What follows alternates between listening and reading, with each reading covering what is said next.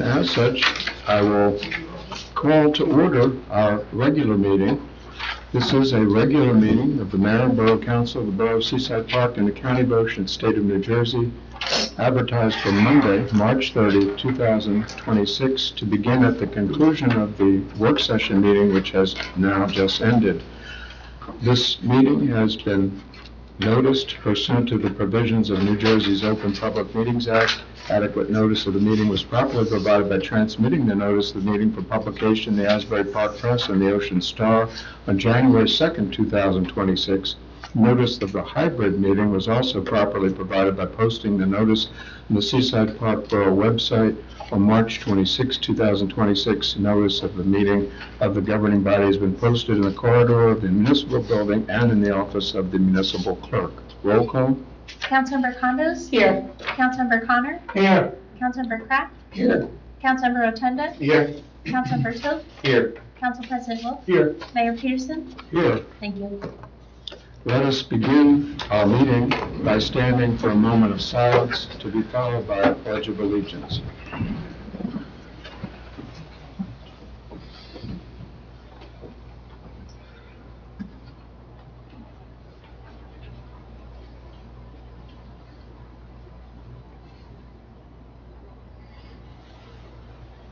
I pledge Allegiance to the flag of the United States of America and to the republic for which it stands, one nation, under God, indivisible, with liberty and justice for all.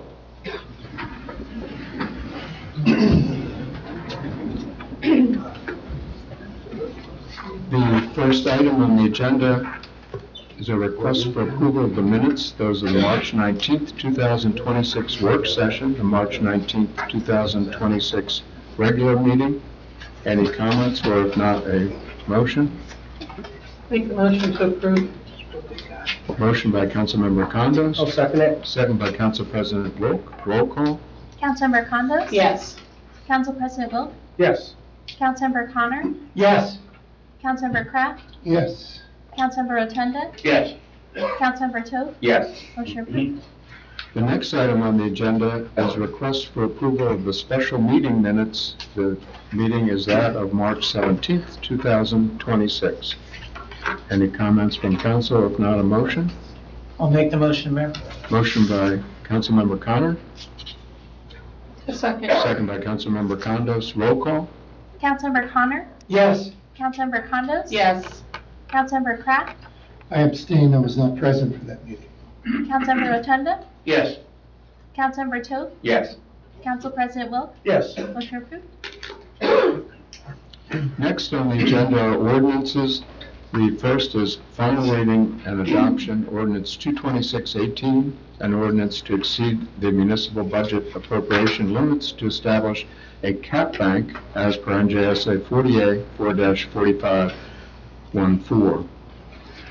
Any questions, comments from council? This is being practiced by this municipality as well as most municipalities for many years in order, just as it indicates, to cap availability potentially of funds up to the cap itself as per the statute. Anything else from council? If not, we'll go into the audience if there are any. Yes. If there are any comments, final reading adoption ordinance 22618. If anyone has any, they could give their name and address into the record. Hearing none in the audience, this, as indicated, was a exercise in erring on the side of caution, just in the event that there were more people who wish to attend tonight's meeting than the seating would permit. That is not the case. As I look out, there are a number of available seats, but nevertheless, as this has been advertised as a hybrid meeting, we also have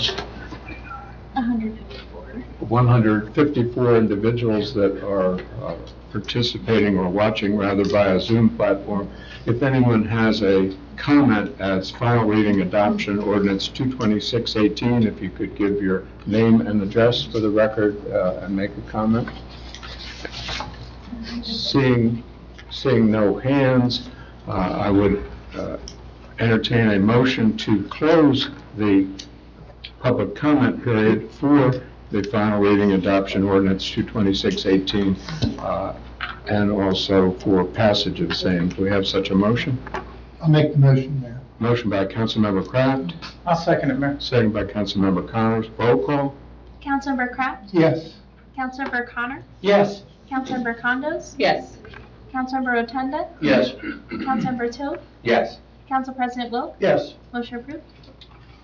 Next on the agenda is final reading adoption ordinance 22619, accepting annexation of the 168 acres known as South Seaside Park in the township of Berkeley, as per the various past informational sessions and discussions of council over the last several year time period when this issue had arisen, but more recently with the council and the municipality having hired its planner to conduct a planning review report, and also having entailed a government strategy group study submitting a report as well, and with the council's on independent research ongoing and the lengthy period of time, the factual and procedural history involving the issue is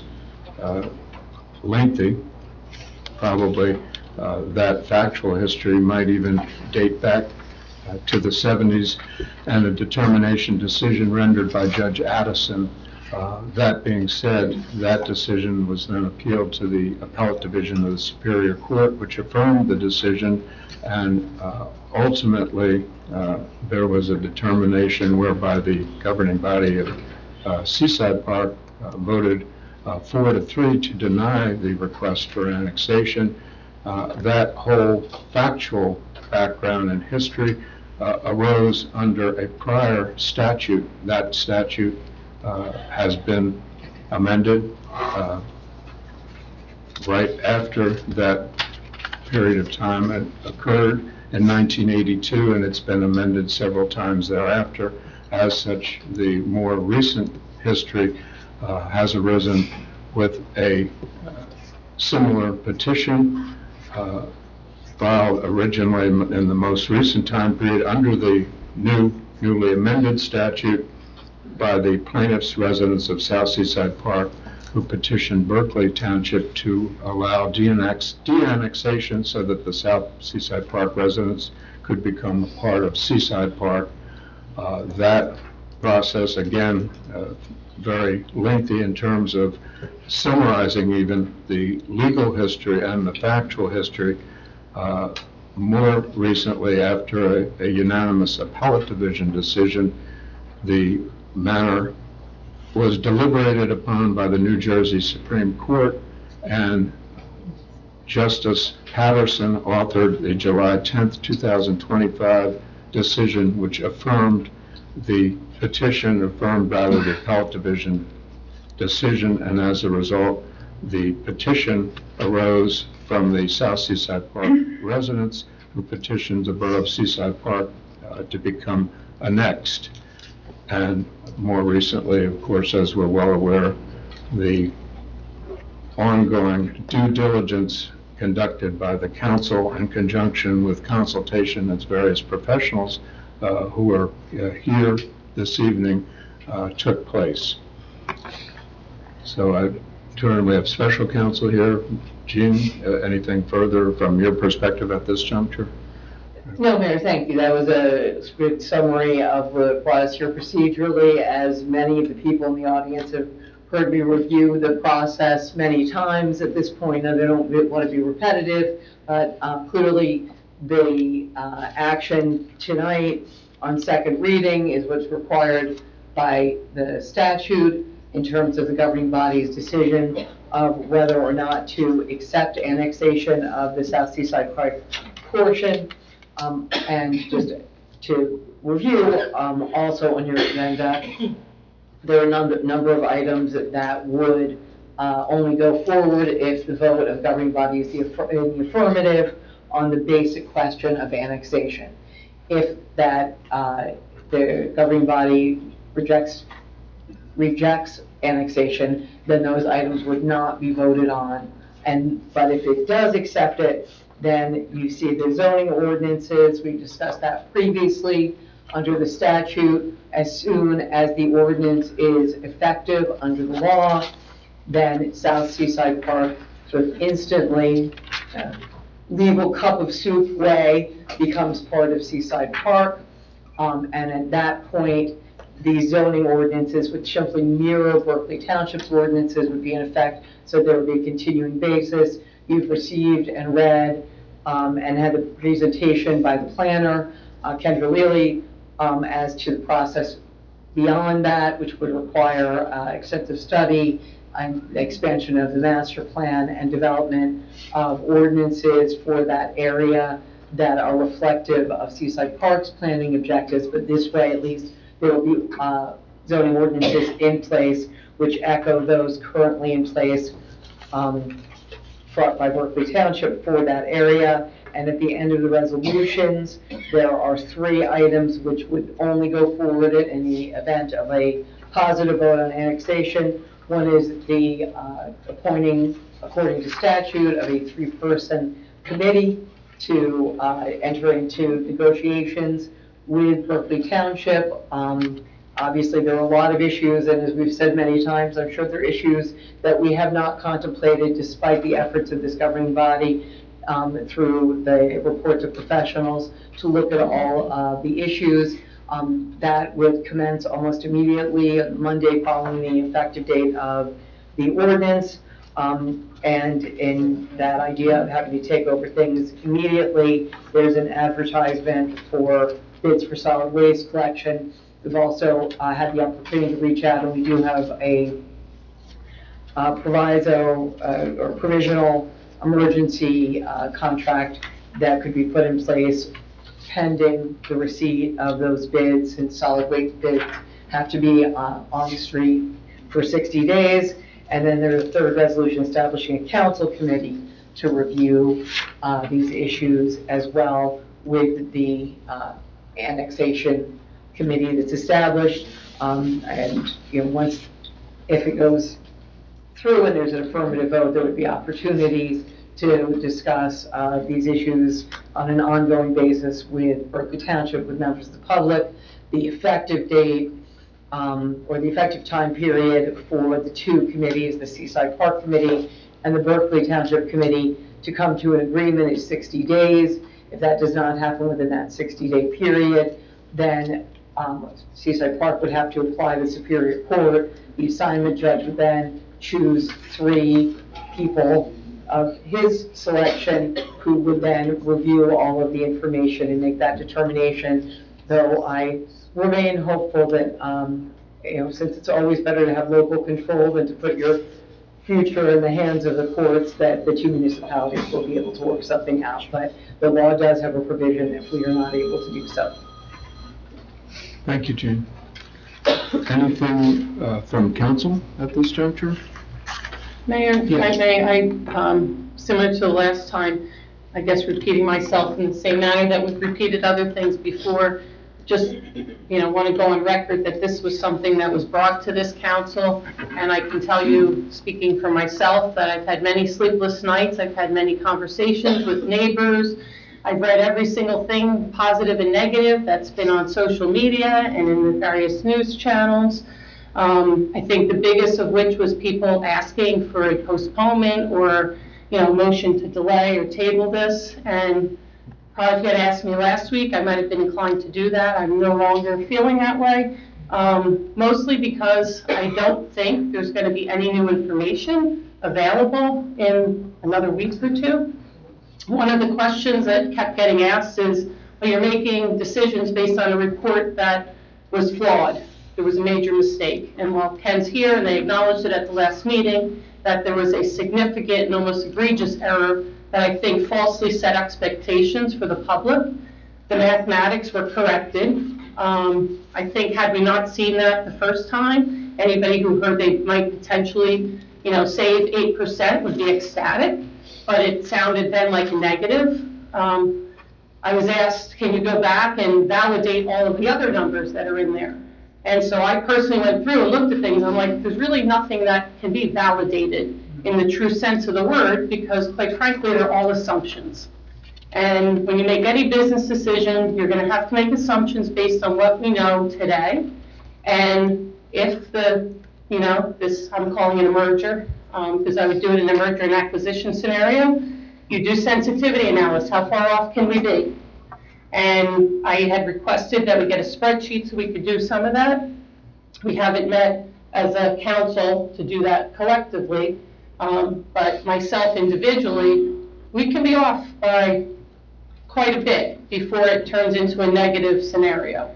And so I think what myself personally from tonight's position of not tabling it, which I think there was a lot of people asking us to do, is that we're just gonna have to build out a very strong implementation strategy and rely on our department heads who are the experts, our planning board who are experts. And I think that's the best that we can do at this juncture. Thank you, Jen. Any other council comments? I think in following up on some of the comments just made by Councilmember Condos, it bears repeating that the prior history involving a similar, if not identical, petition and the history arose under a prior statute. The more recently adopted statute in certain ways has many specific provisions that give some time frames, give some direction. However, many spokesmen and lawyers indeed, and it's been spread upon the record in this forum as the process has been ongoing for many months, many such commentators point to omissions in the statute as presently worded, and those omissions and the area for interpretation were addressed in part by the New Jersey Supreme Court, which engaged then in an exercise of legislative, or interpretation rather, of the legislative intent, which is a process in part that we have considered and are engaging in, where indicated the statute is clear, but one of the areas that I agree with Councilmember Condos, questions arose in the informational sessions, asked us to ask a court for an advisory opinion, to ask a court, okay, how will it all work? What will be an apportionment of indebtedness, and what percentage of assets might be attributed to that? Is there any procedure, process to calculate those numbers? And if so, if there's any monies that are to be transferred, what would be the time frame? Similar to a bonding ordinance, for example? Would it be immediate? There are a number of areas where questions were very legitimate, and they have been fully digested and considered by this governing body in conjunction with the legal advice and under the direction of the New Jersey Supreme Court and the statutes that the court has cited. Unfortunately, there is nowhere that the court indicates that leads to a conclusion that the New Jersey courts would render an advisory opinion, or that the New Jersey courts would give what is called prospective relief, relief as to something that has not yet happened.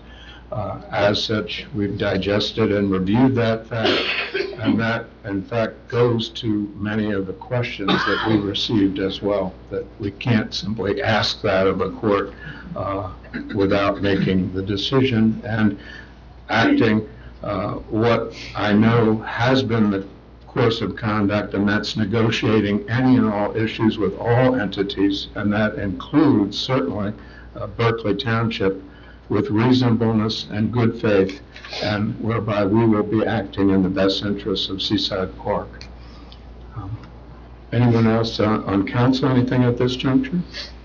If not, as this is advertised for a public hearing, this is different for those who may not often attend meetings that is different under the Open Public Meetings Act than an informational section whereby we allowed and in fact encouraged questions, comments, items online and otherwise and in person. This is an opportunity under the Act to give any comments. It is therefore something, and again, we've advertised it contrary to what many municipalities found to be a reasonable course of conduct in the COVID era. We have in fact advertised this as a hybrid meeting whereby we would entertain comments. If anyone has a comment, if they could therefore, under the Open Public Meetings Act, give their name and address into the record. So I will now open the floor up for any comments. Excuse me, Mayor, before we do that, Yes. because many people here don't normally attend our council meetings, so for the benefit of those who don't normally come, I just want to let everyone know we do have a 5-minute or less time limit on public comment. And thank you, Karen. That being said, do we have any comments on second reading of the ordinance? Yes, if you. Thank you. Kathy LaFaro, 18 9th Avenue. We've all read a whole bunch of stuff online. I just want a couple questions answered possibly. I read somewhere that the Berkeley mayor said Seaside Park would have to pay Berkeley for assets such as beaches, roads, sewer lines. Is that true? I can turn it over to council. Yeah. So that's exactly what the determination on what needs to be paid and how these things are going to work is exactly what that 60-day period where the two teams will go.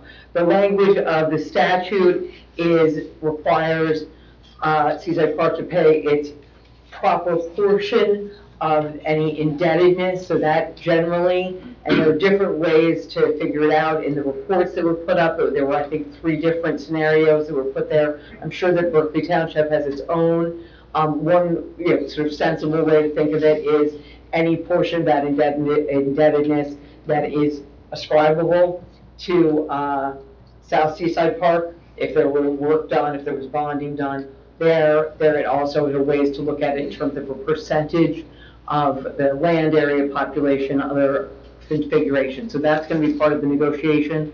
As far as access, I mean, you talk about the sewer and the sewer capacity. There are a number of ways that could be done. Berkeley Township, and they're very capable of speaking for themselves, but certainly could have a position that we have to pay for that access. Is that done through shared service, which as it often is? Is there some idea of taking it over? We won't know what the scale of that is, and that goes to the mayor's comments about not being able to get a predetermination on those issues because of the need for the governing body to make the decision in its own in terms of beach access. And again, I don't want to get involved in some sort of pre-litigation stance. The Supreme Court has made some determinations already regarding some, if not all, the beaches. So those are things that will be discussed. And there are a lot of things that will be considered, as I said, and I'm not Pollyanna. It may end up that it does go to the courts, but there are a lot of reasons why it may be more beneficial for the municipalities to work it out between themselves. When we have the opportunity, the first thing that will happen at that first meeting is Berkeley Township will lay out its analysis, and then we'll have a starting point. So I can't answer you yes or no as far as what the ending determination is, but I can tell you that the process is either one through negotiations or through a determination made by the people appointed by the court. Thank you. Just as a response to everybody here, it just seems to me that there's a lot of moving parts to this thing. We have no numbers, really. As you mentioned earlier, there's issues that have not yet been contemplated. I just throw this out there. Would any of you go into a car dealership and sign to buy a car without knowing how much it's going to cost? No. Okay. Last point. The same way that you mail out the recycling and garbage schedules. This whole annexation thing should have been mailed out to every single taxpayer. Not everybody's on Facebook, not everybody's on YouTube. This is the first winter I'm here in Seaside Park since 1976. If I wasn't here, I wouldn't know about this. This should have been noticed just the way we notice garbage. This is a huge undertaking. This is a seasonal community. People are not here to know about this. I really think it needs to be tabled. Just my opinion. Thank you for your time. Thank you. Any other comments? Yes, sir.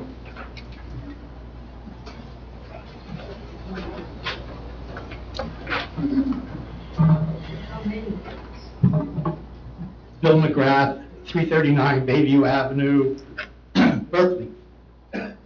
I just want to question the bounds. I know you described the South Seaside Park as 168 acres, and you describe it as physically known as South Seaside Park, but in nowhere does it give a fixed bounds. And the reason I question that is because when you copied our zoning ordinance,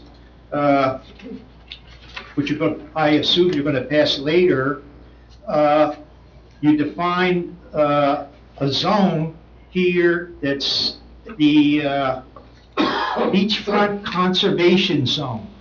And I'll read the definition of where that zone is. It says, the beachfront conservation zone shall include the following areas: south of Shore Road and 24th Avenue, and concluding at Sedge Island, west to Barnegat Bay, and west to the Atlantic Ocean.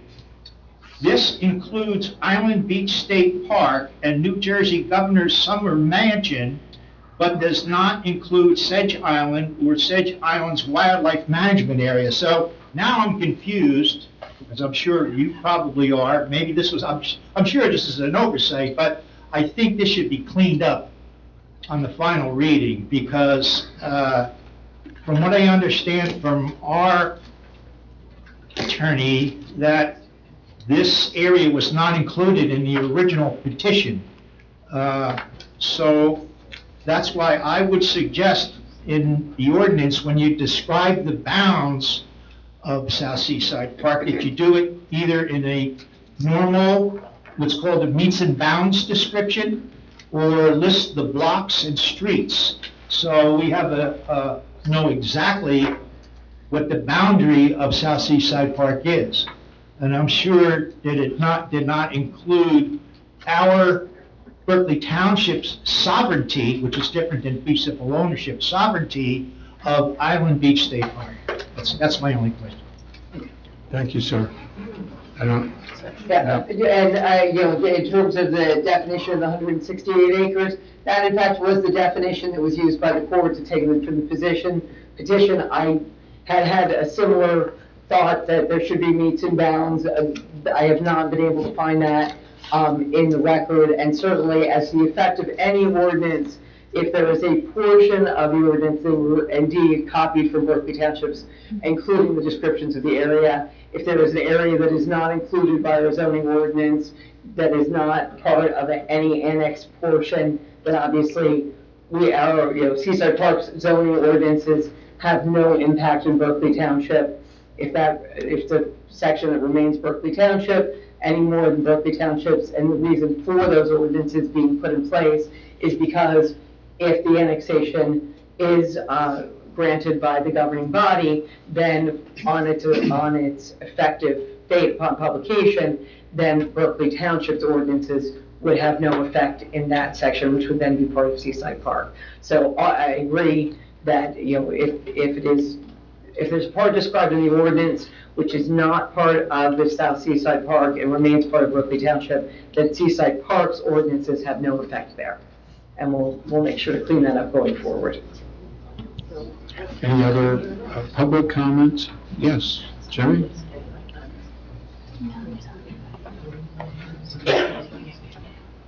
Good evening.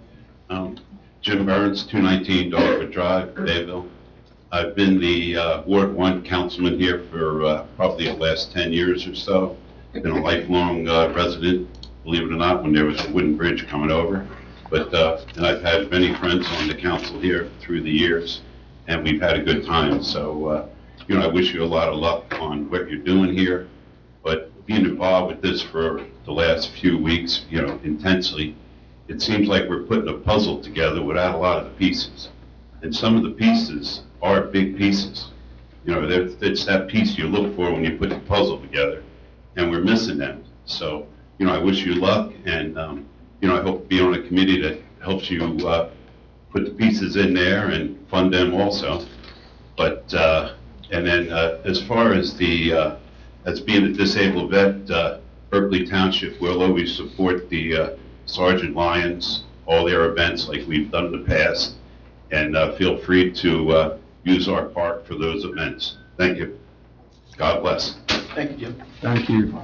And certainly, Councilman Burns has always been, and I hope always will be, along with the other members of the Berkeley Township governing body, great friends of Seaside Park, along with their elected representatives at all levels of government who have been and will remain friends.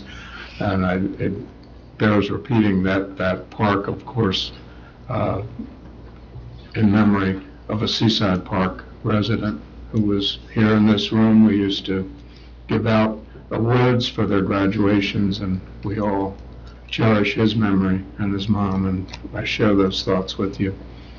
Maybe I'll move over here so I can be with you guys. So, for one more. No, you don't want me. Any other comments? Yes? Yes, sir.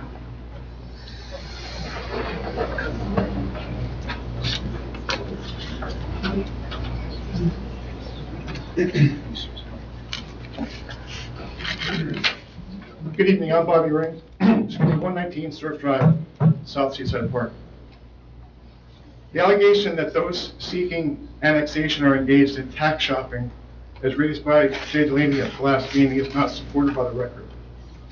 Over the course of 38 hearings before the Berkeley Township Planning Board spanning 5 years, no direct testimony was presented by the petitioners to substantiate such claim.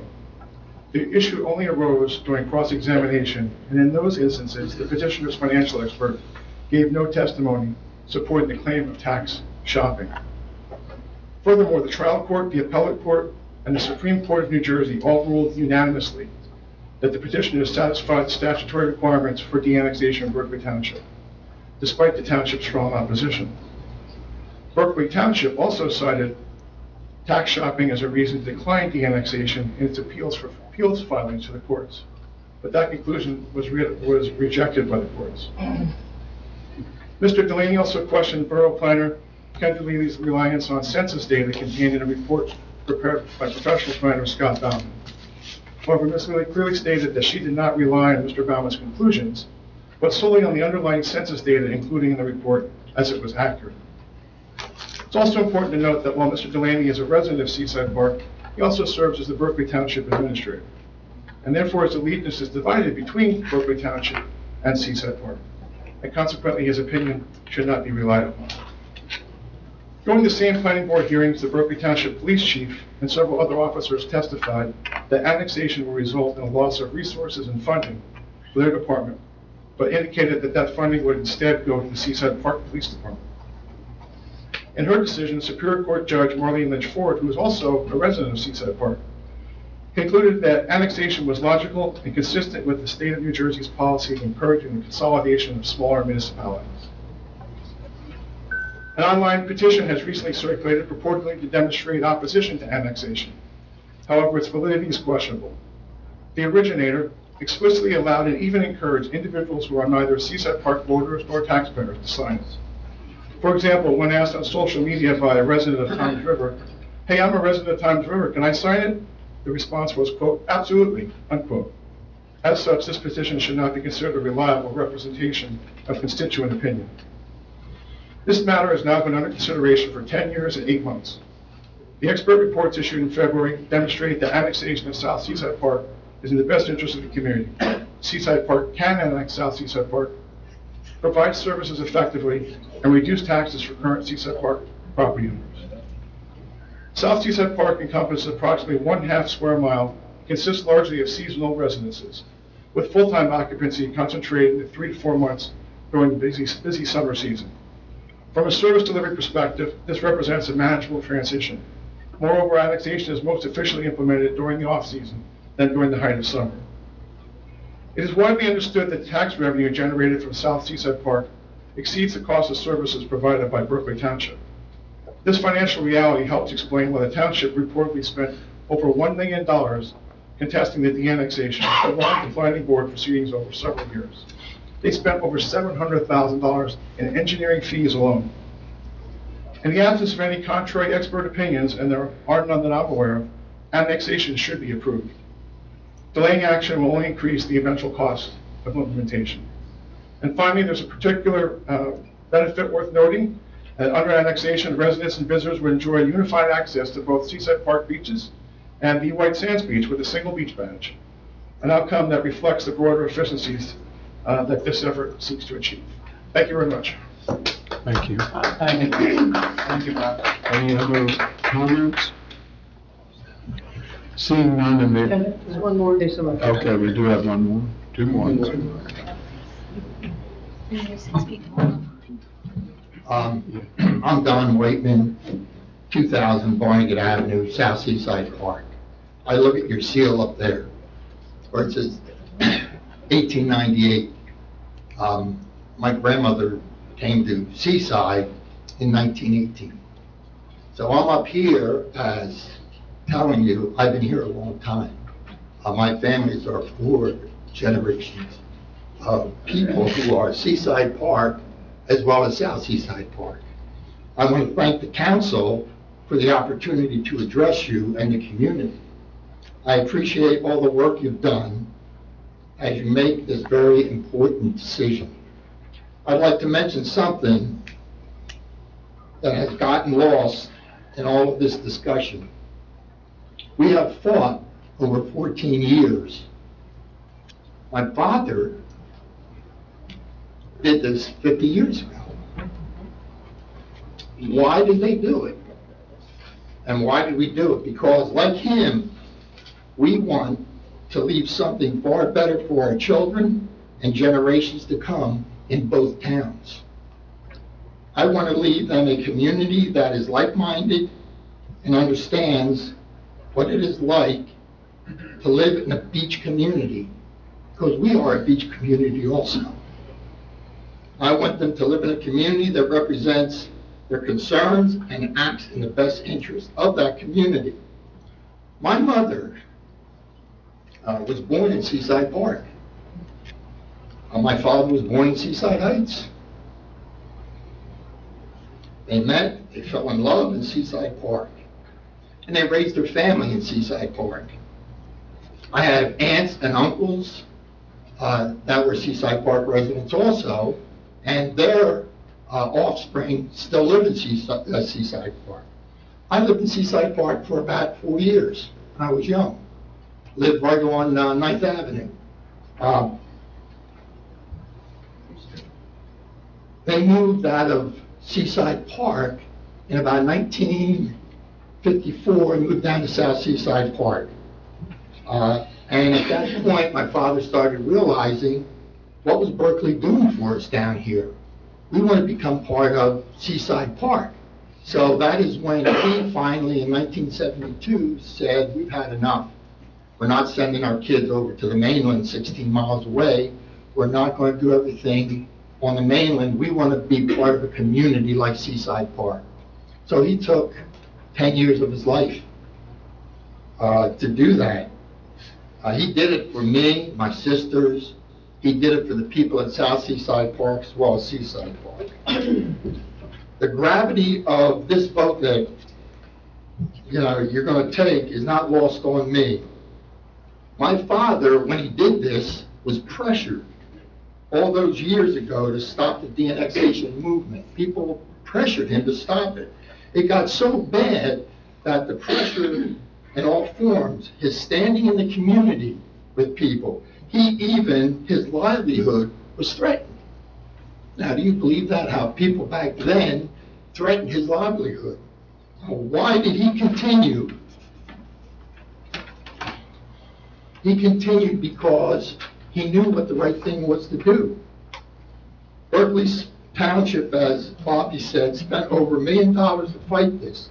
Why do you think they continue to fight this effort? Because we are the valuable, and we are that valuable, that's why. Well, what did my father do when he was faced with intimidation and pressure? He continued fighting and trying to get into Seaside Park. He continued on because that was the right thing to do. He wouldn't allow himself to be influenced by those that only had their own best interests at hand. He did what was right, and so are we. Let's leave this community even better than it is now. Let's be on the right side of history for Seaside Park and its neighbor, South Seaside Park, and become one community. Thank you.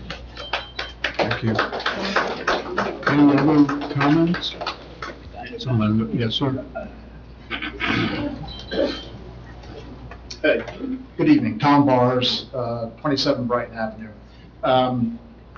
The budget that was handed out earlier today is obviously going to change based on the decision that's made tonight. Have we prepared or have available any type of pro forma that would filter in the assumptions that were identified in the analysis as to what the implication to the budget would be? I'll turn it over to council, but obviously this is an introduction of Seaside Park's budget this evening, and if an affirmative vote was rendered on the ordinance, that would entail an application from Seaside Park to the state to consider authorizing the introduction of an amended budget. But And if I may, Mayor, also, as I think you've heard, immediately there's an engagement in negotiation. So some of that information will be acquired, hopefully within that 60-day period. That would certainly be helpful in a variety of ways, probably for both municipalities. But if not, then at least there'll be more clarity on the numbers. So that application to the state, if there does need to be an amended budget, would be based on that information. And then my other comment would be the analysis, and there's been a lot of discussion about its credibility based on the errors that were identified and things along those lines, but it's a very short-term view relative to transition impacts and what happens in the near term. Personally, my concern is the long-term view. When you look at all the things that have to be rationalized and solidified relative to zoning, relative to the master plan, relative to infrastructure, relative to curbs, sidewalks, streets, parking, all of that, it is a big unknown. And I am hopeful that you all have given some thought to what the long-term implications are from a taxpayer's burden that may be anticipated for those things that you all know need to be addressed and need to be reconciled, aligned, whatever term you want to use. All right, so I'm making that statement. And then my last comment is I want to thank Councilperson Condos for her offering her perspective and point of view on this. As a resident of Seaside Park, I would have expected, and the mayor had asked the council if anyone had any comments, and other than Councilperson Condos, not one of you offered your perspective and point of view on what this entails. And the magnitude of this to everybody in this room, regardless of whether you're South Seaside Park or Seaside Park, right, is no minuscule issue. And I would have expected our governing body, each one of you individually, to offer a point of view and perspective as you sit up there, as Councilperson Condos did. Thank you very much. any other public comments? Yes, sir. Tom? Tom Joseph, 704 South Bayview Avenue, Seaside Park. I think that people have touched on a lot of points here tonight, and a lot of very good issues have been raised. The whole question of let's move slow, and there are all these unknowns. Honestly, I've tried to figure out, short of commissioning another study, 2 more studies. I was very disappointed in the one we did, but when you read it and you ask yourself, does this make any sense? Once you get the numbers fairly right, you come away with, there don't appear to be any major gotchas. It is short term, but over the long term, what we're talking about is creating an opportunity for the people in South Seaside Park to join us. Our neighbors, which aren't very far south of us, have an opportunity to become part of a town where they can have local government, truly local government. And I think that's worthwhile and something we should support. At the same time, the problems that will have to be resolved are not going to go away. They're not going to get better because we wait. They're not going to get solved because we wait. They're going to get solved because people have to work on them and solve them. I mean, I learned something in my career that was very clear. If something needs to happen, somebody needs to be working on it to make it happen. Nothing happens by chance or just, well, we'll let it simmer and eventually it'll solve itself. So I'm basically here to say, yes, there are some unknowns. We need to factor that in. But if we wait, nothing changes. And I think it's the right thing to do for Seaside Park. It's the right thing to do for South Seaside Park. And I just want to say, go forward and do it. And then solve the problems. And try to keep the budget from going up. Thank you. Thank you, sir. Any other comments? Seeing none in the audience, I'll go. Mike Julian. Oh, Mike, I'm sorry. Yes, sir. No, I'm not very tall. You're mistaking my father. Are you standing up, man?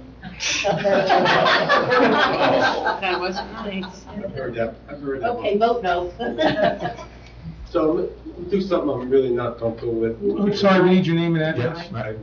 Mike. Mike Giuliano, 24 L Street, Seaside Park. Put the microphone near. So, The mic.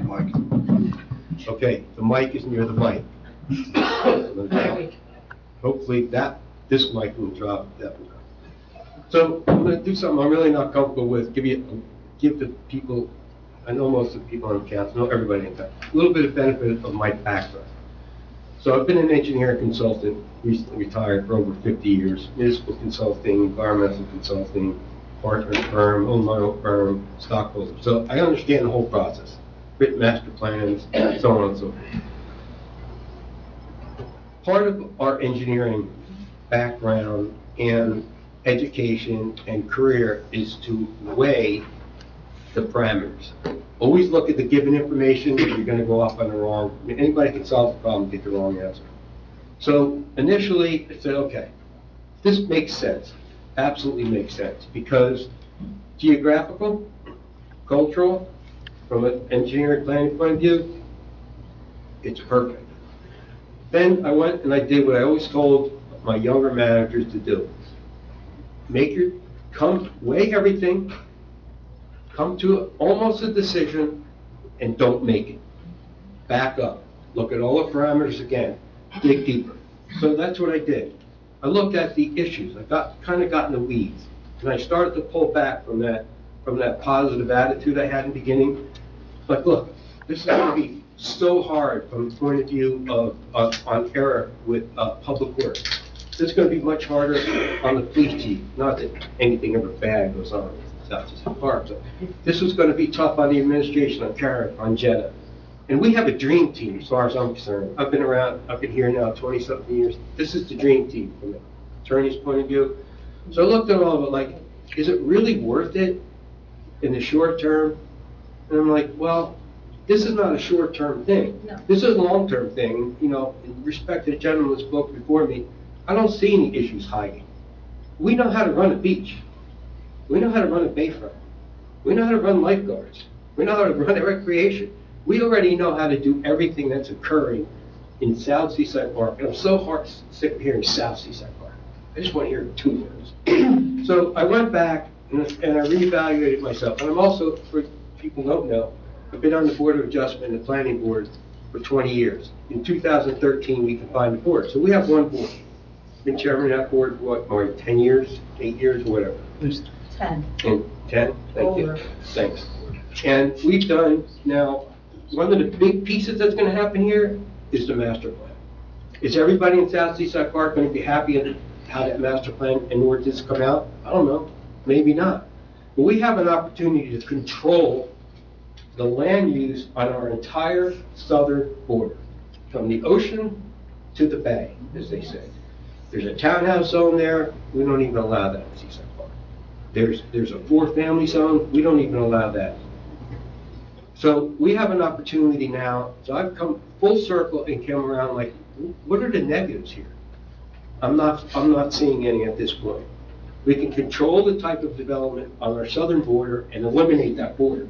So it's just one large community, and the people in South Seaside Park will have an opportunity during the master plan process to weigh in on that also. We get to consolidate 168 acres of barrier island property with effectively no cost. There's a tax break in there, which is, to me, it's just a bonus. We get the business district that on the planning board level and the council, we always wanted the business district. We can't get anybody to start a business in town. We messed around with the zoning, we tried to do this, we tried to do that. People say they're going to do it, and there's just no reason for it. So I think that at this point, I don't see any negatives. I've gone through the whole process for and against, and I just would support the council, and I hope that we move forward and put this behind us and become one community. Thank you, Mike. Thank you, Mike. Any other public comments in the room? Yes. Pat?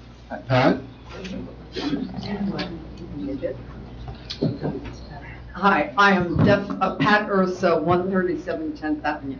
I'm definitely not an expert on any of the things that have been discussed. I'm just a citizen. But I do really think that this is a good thing for our community in the long run. And therefore, I'm very positive about this vote. And I am sure you're going to vote positively. I'm hoping. I do want to address what the gentleman from back there said, whose name I lost.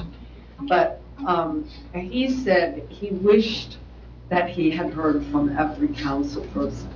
And I was on a public board that did some very difficult things, not as town council, so I don't know any of the ramifications, but it was closing schools and opening schools and spending money and all of those other things. And it was extremely important for the community to hear the opinions of the council people.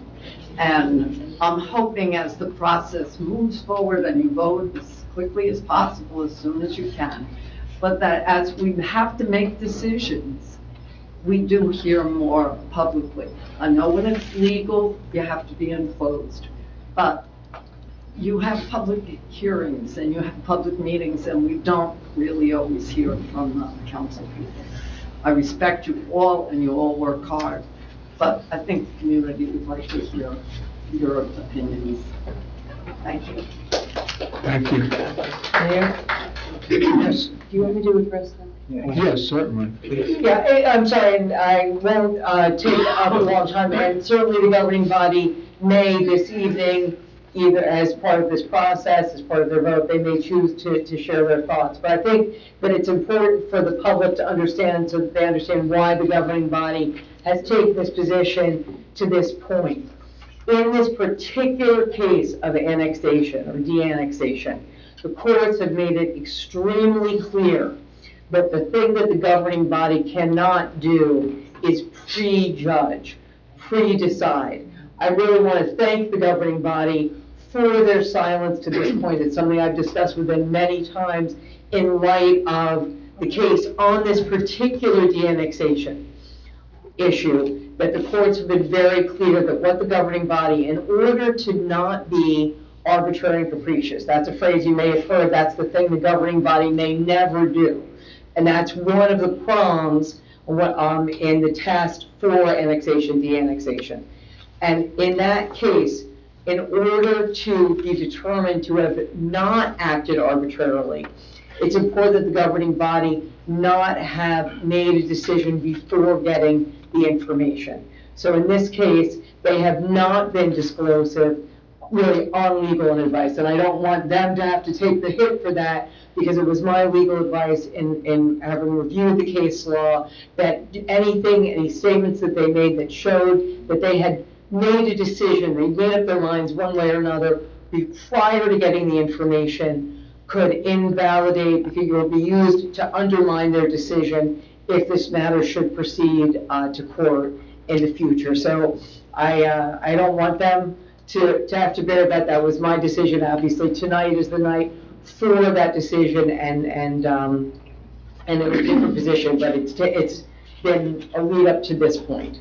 Thank you so much for clarifying that. So moving forward, after the vote is taken, then as we deal with issues that will still have to be then. Correct. Yeah, I mean, certainly never be arbitrary and capricious, but this sense of not expressing views during the process was really, to that degree, is specific to this annexation, de-annexation issue based on the language of the court, including the Supreme Court. Thank you. Any other comments here in the room? Seeing none, I'll go on the Zoom. Yes, Gail. Can I just make a comment? Thank you. Gail Coleman, Southwest Central Avenue, Seaside Park. Mr. Wakeman, I was for the annexation. He says, I say 45 years ago, he says 50. I remember it being, I think when I was 18, but maybe I was a little younger, whatever. I'm for this, I was for it back then, and I'm still for it. Okay, with that being said, there are neighbors, they contribute to our local economy, what's left of our local economy, the businesses.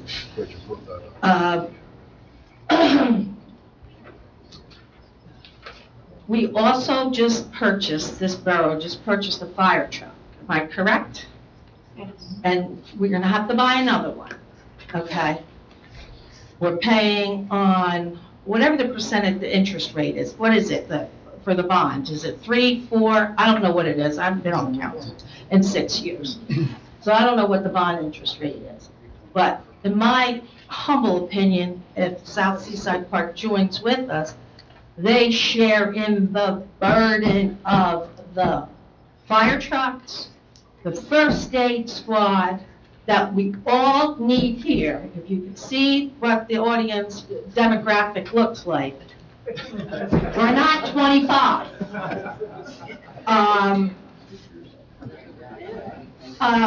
Well, yeah, I am speaking for myself, but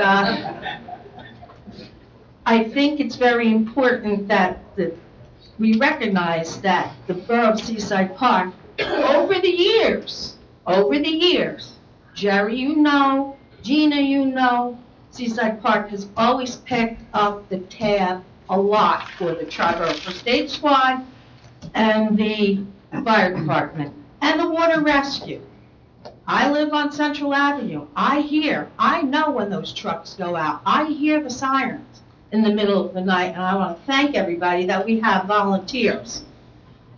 And eventually, and this is coming, we're going to have to go to a paid system. It's coming, okay? When I was on council, we briefly discussed it, but it's coming. Not now, but it's coming. So the more that we have help with everything, we're going to have to buy another fire truck. Is that correct, Councilman Rotundo, soon? It's ordered. Oh, okay, so now that's good. No. How much did Berkeley contribute to that? Do you know? 0. Okay. So, Does anybody else have an answer? The administrator? Karen, do you know how much they have contributed? Zero. To the, zero. Zero to the pumper, zero to the ladder truck that's ordered.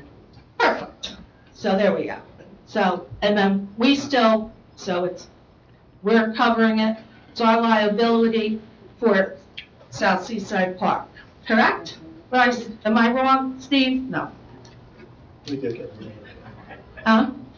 Well, we have Well, a you- shared services agreement whereby Berkeley Township It's money. contributes 35,000. Okay. 35 grand on a share. Okay, how much was the pumper truck? How much was the pumper truck? $1 million? Just throw a number out, $1 million? $1,200,000. Okay, what's the next truck? How much does that cost? $1,700,000. $1,700,000, okay. Plus the interest. Yeah, we can't engage in a Q&A session, Okay, I'm sorry. all right, I'm sorry. No, you made a point. I'll make my point I there. think the So, point anyway. of the sharing what's going One on. more thing before I go. John Black, the late John Black, he was an engineer, he lived on L Street. Most of you know him. Some of you in the audience know him. He was very interested in all this stuff. And I just had lunch with his wife the other day, and she was asking me questions about this. And she had told me John was an engineer that specialized in water and water infrastructure. Okay, he worked up in Pompton, I think Pompton Lakes, wherever. And he looked into the water and sewer infrastructure down there, because he had a concern about that. And he told me, he told his wife, that's not gonna be a problem for us as a town, as a whole. So he's not with us anymore, he's in heaven, but I'm just saying that, I respect his opinion. He's had a lot of good ideas for our bayfront, but unfortunately, he's no longer with us. And I want to thank you all for taking your time and doing your due diligence, what you had to do. And I hope you all vote for the annexation of South Seaside Park to Seaside Park, so it becomes one happy community. And in the meantime, South Seaside Park residents, welcome to Seaside Park if it does happen, but remember, we like to keep Seaside Park the way it is. Thank you. Alex, I have my hand up first. Go ahead. Alex Condos, 44 7th Avenue.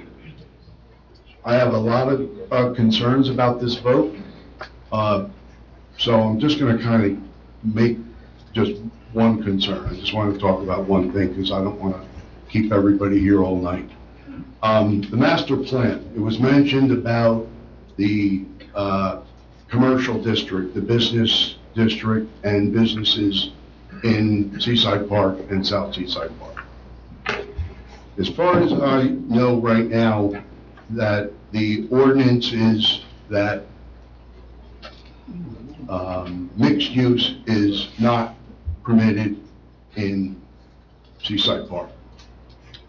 So what I'm asking after the vote's in, that this be part of the planning board's reviewing the master plan, because for a short while, mixed use was, that it was approved for a while. It was prohibited for years, and going way, way back, it was permitted. That's how a lot of businesses were able to exist and thrive. Some of which people in this room have owned or still own. So, I just want to say this. I want the master plan to be changed to mixed use along the Central Avenue corridor in Seaside Park. If it is not changed, then you are not for business in this borough. Period. End of the story. I don't want to keep hearing that everyone's pro-business. If it doesn't get changed, you're not going to enable people to build either something new or take something that is presently stands and convert it into mixed use and have businesses. Because I believe, and I think a lot of people believe, that businesses is the heart of a town, okay? Including a lot of the businesses in South Seaside, all right? But from 14th Avenue to Porter, it needs to be reinstated if you truly want businesses to exist here and to thrive. The school was taken away, you ripped the heart out of the town years back, okay? 15 years ago. They ripped the heart out of the town, okay? And I had a big problem with that. Let's take this into consideration, what's left of this beautiful place, and have it thrive with mixed use for our future, for our families, for our children's future, okay, in South Seaside and in Seaside Park. It's critical. I could go on for another half an hour, okay, with the businesses that don't exist, that can't exist anymore. So I'm just saying that that's important. Thank you. Agreed. Thank you. Thank you. Yes, Jimmy?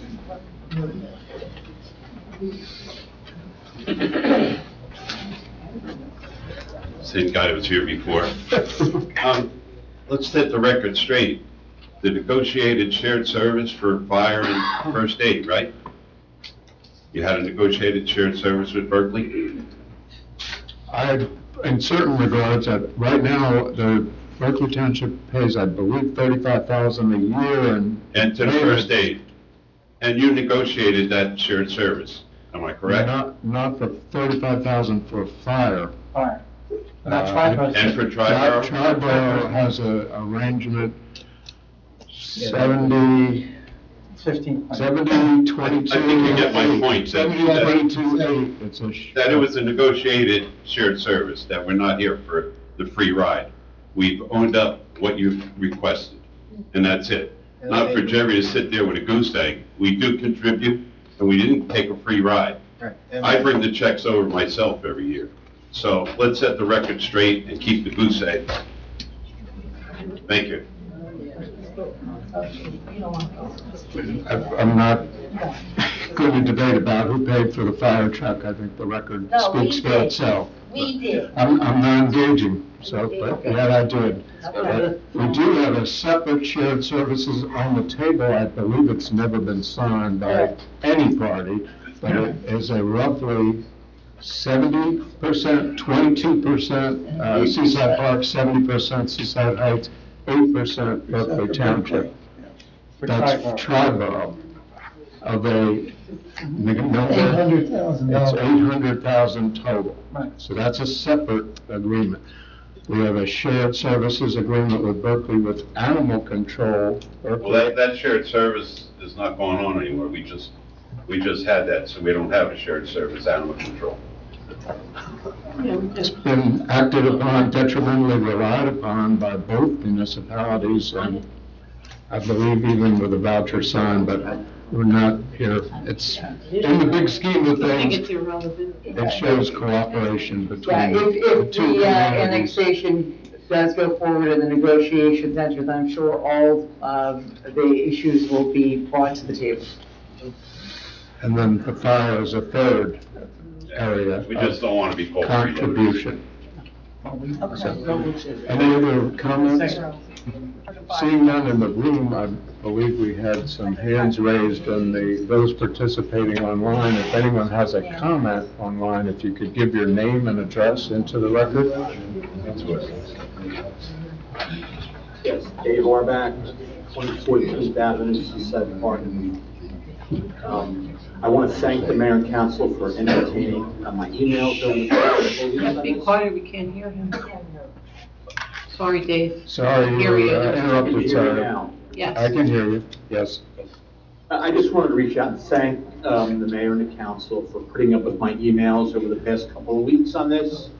I really appreciate some of the dialogue I've had with Councilman Toth, Condos, and Kraft, at Jerry Rotundo on this as well. I don't want to misquote Gina and what she said earlier to start this. I'm neither for or against this. I would like what I think Gina suggested, which was, why isn't there some kind of like a sensitivity analysis behind a 1-year view of this? And I know I put a lot of pushback on this. I just don't understand why the council won't share a 5-year view, base case, worst case, kind of analysis, a high-level sensitivity. We just want to understand, how you're looking at the data. We certainly don't rely on the consulting firm, which, by the way, also provided a lot of inputs to a 5-year view for this. I know they modeled out beach bag sales for 5 years, but I just would have thought there would have been a broader sensitivity around it. Otherwise, I do feel confident that the council and the mayor will take the right decision tonight. And I think, as Gina said very appropriately, this isn't about a vote yes or no today. If it's yes, it's on you guys to make this happen, right? This is going to be a very, very difficult path forward. And I as a taxpayer, I still have your support in this. I will still question things that are done, but I think you guys know that you have a monumental task. I appreciate the feedback I've gotten from council members that they take this vote very seriously. So, again, thank you all, and best of luck. Thank you, sir. Any other comments from those participating via the Zoom platform? Yeah, this is Mitch Koppelman, 204 10th Avenue. I personally apologize for not being there in person, as I very often am. A couple of comments. Number one, I am absolutely in favor of this moving forward. The first time I heard about it, it made such logical sense. Two proud, bordering communities wanting to do things together in an intelligent, hopefully lower cost, efficient way. It just made a lot of freaking sense. However, at a council meeting, you all may recall, I brought up doing the due diligence in this is critical to getting it done right and to understanding the facts, as Dave just pointed out. And I wasn't thrilled with what I read, what I heard regarding the quality of the work done, certainly the error that was made to reduce the entire community's comfort with some of the data. But Gina correctly pointed out, Dave just re-articulated.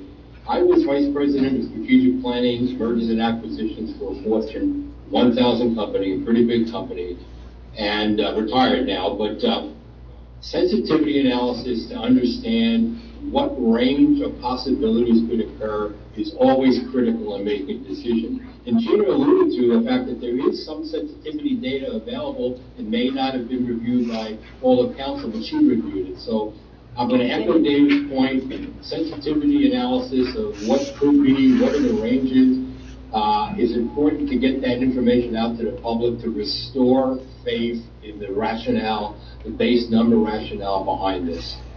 So I implore you, if it's available, get it out in a readable form. Last two comments. Dave also mentioned, he's right on the money. Implementation is the next big challenge, and it's going to be a big one. You've all got your hands out to do it, but it's going to be a challenge. I implore you that when you feel you've reached something you can't do, don't be afraid to call on the community. Don't be afraid to call on qualified consultants so it's done right, so we know where we stand. And to Mrs. Briani's comment regarding the process for the 6-man team to get together next week or shortly, she highlighted the fact that Berkeley will be putting their cards on the table first. I just want whoever the team turns out to be from Seaside Park to remember our cards are already out on the table. Everything we did, everything the consultant did is public information available on the website, so they already know the range of possibilities we considered. So they've got it up on us, so we just need to be prepared to deal with whatever comes. I wish you all luck, and I'm glad that our friends in Seaside, South Seaside Park will become part of Seaside Park. Thank you. Thank you, sir. Any other comments from those participating via Zoom?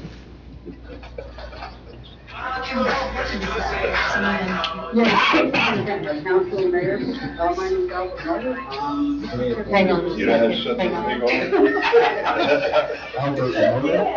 big I'm a techie, I know what I'm doing. I look like this. Maybe you should walk outside with it. Excuse me one moment, Mr. Muller. Go home now? A phone was going off. Now we can hear you. Yes, sir? Okay, well, good evening, Council Mayor. I'm on 5715, and there's a number of challenges that you guys have, and some of it can take a little bit of time, and some of it you only have about a month to address. In particular, we have a tax payment coming up on May 1st. Right now, it's set to go to Berkeley.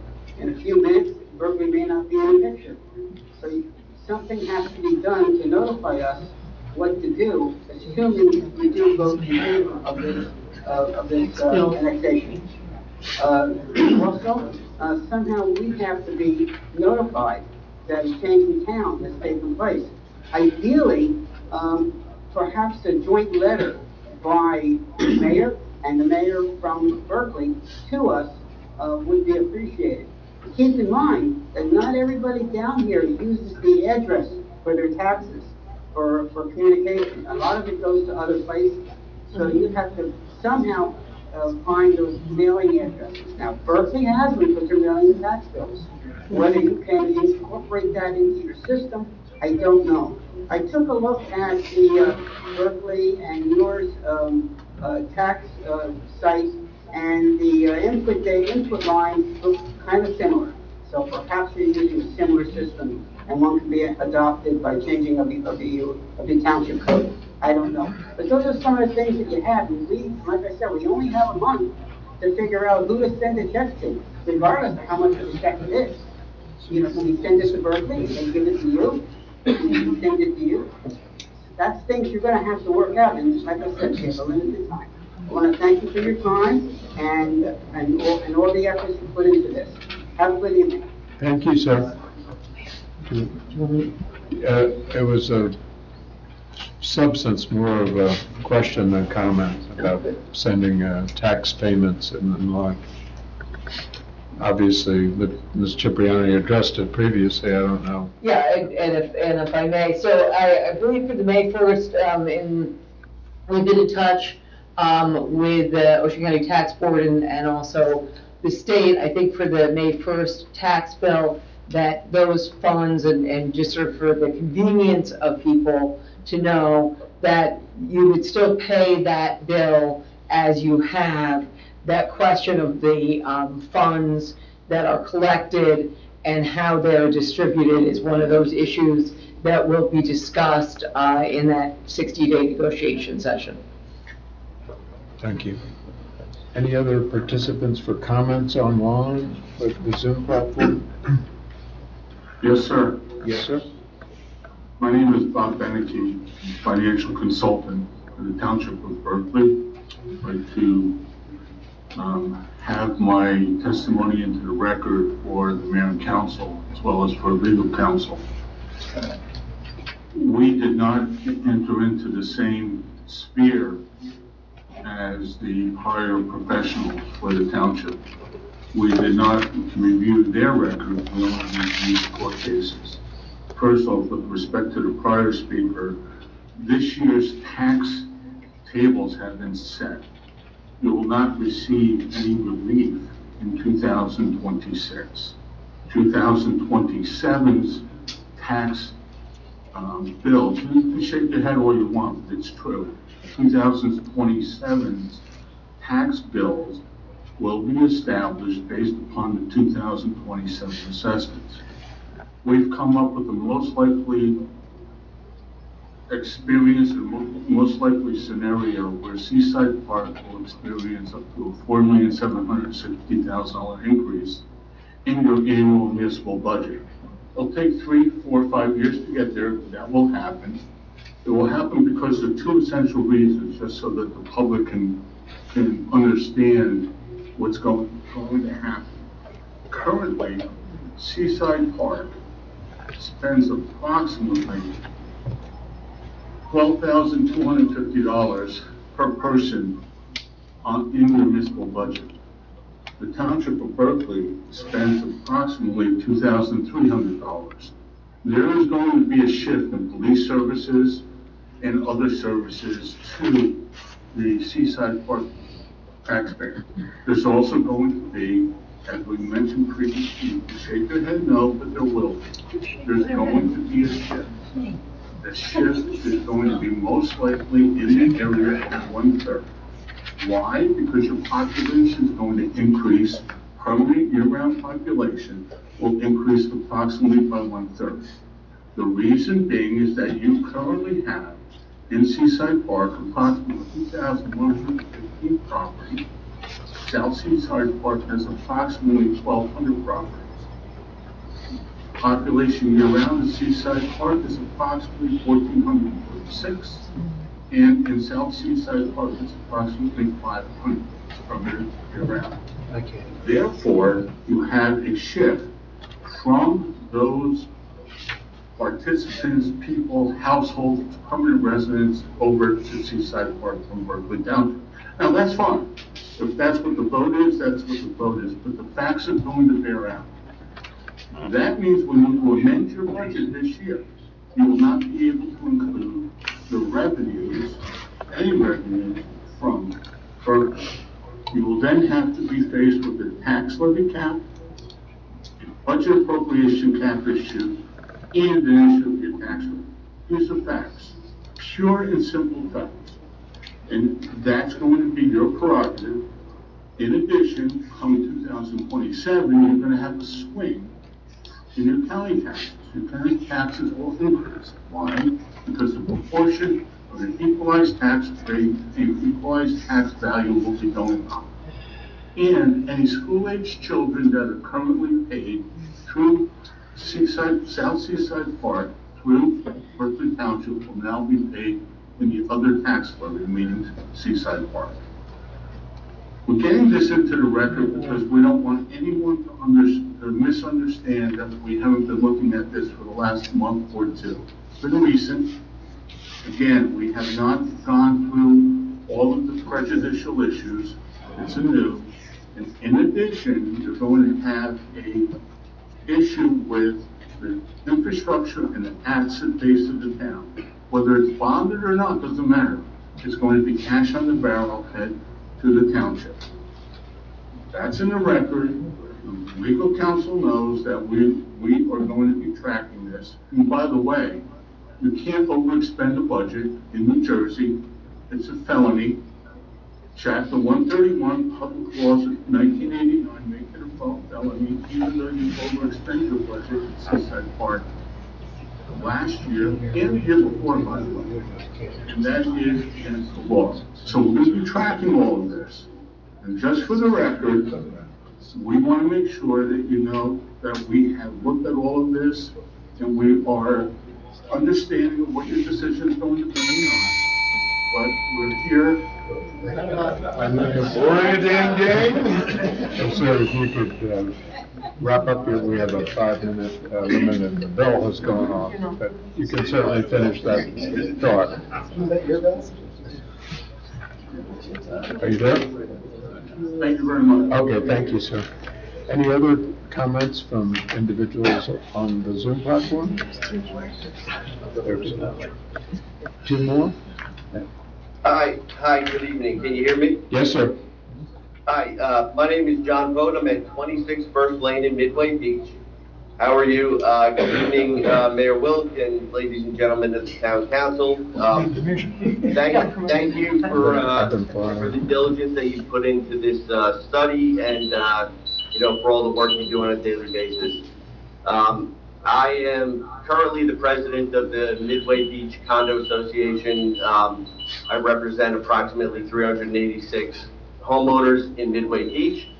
Several other of our board members are also on the phone call, as well as a lot of members of our community.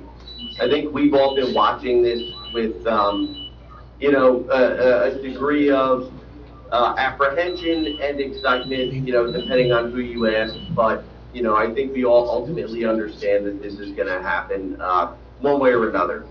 So, There's a couple things that are important to us as a community. I think those of you that know Midway know that we're a very unique community on the island. We're one of the last World War II bungalow-style communities left down here, and we live on top of each other, but we wouldn't have it any other way. We love the way that our community functions, and we've been neighbors with you for so long, and we consider you a member of our community as much as you consider us part of yours. A couple things that I think are important when you consider the study that you did, and zoning in particular. We fought for years and years for Berkeley to accept us as a conforming community based on, the distances and whatnot that we are to one another. I know you're probably familiar with Camp Osborne, Coast Sandy, was a community up in Brick, for those of you that don't know, that, they were built similarly to us, and after Sandy, whatever didn't wash away burned down in a fire, and they fought a very long, drawn-out legal battle to be able to rebuild their community, and ultimately, they were not able to do so. So, I've read your study and your draft zoning ordinance in detail, and I'm very happy to see that, at least in the draft format, that you're accepting us as a conforming community. I urge and hope that all of you will adopt that ordinance as it's written, because that'll offer all of us a lot of protection and allow our children, grandchildren to be able to enjoy this place just as we love it. Again, I'm not going to take up too much of your time. I'm speaking as a homeowner down here, and I really just, wish you luck in making the right decision. It's in your hands. I've been a lifeguard for 25 years on the ocean. We have a nationally accredited lifeguarding crew up here on our beach, and we'll do our part, continuing to manage our community, and as well as integrating into yours. And we hope to see you at our tournament this year, and we always look forward to being at yours. So thank you guys for taking the time to listen to us, and best of luck in your decision. Thank you, sir. And there was another Zoom comment, an individual.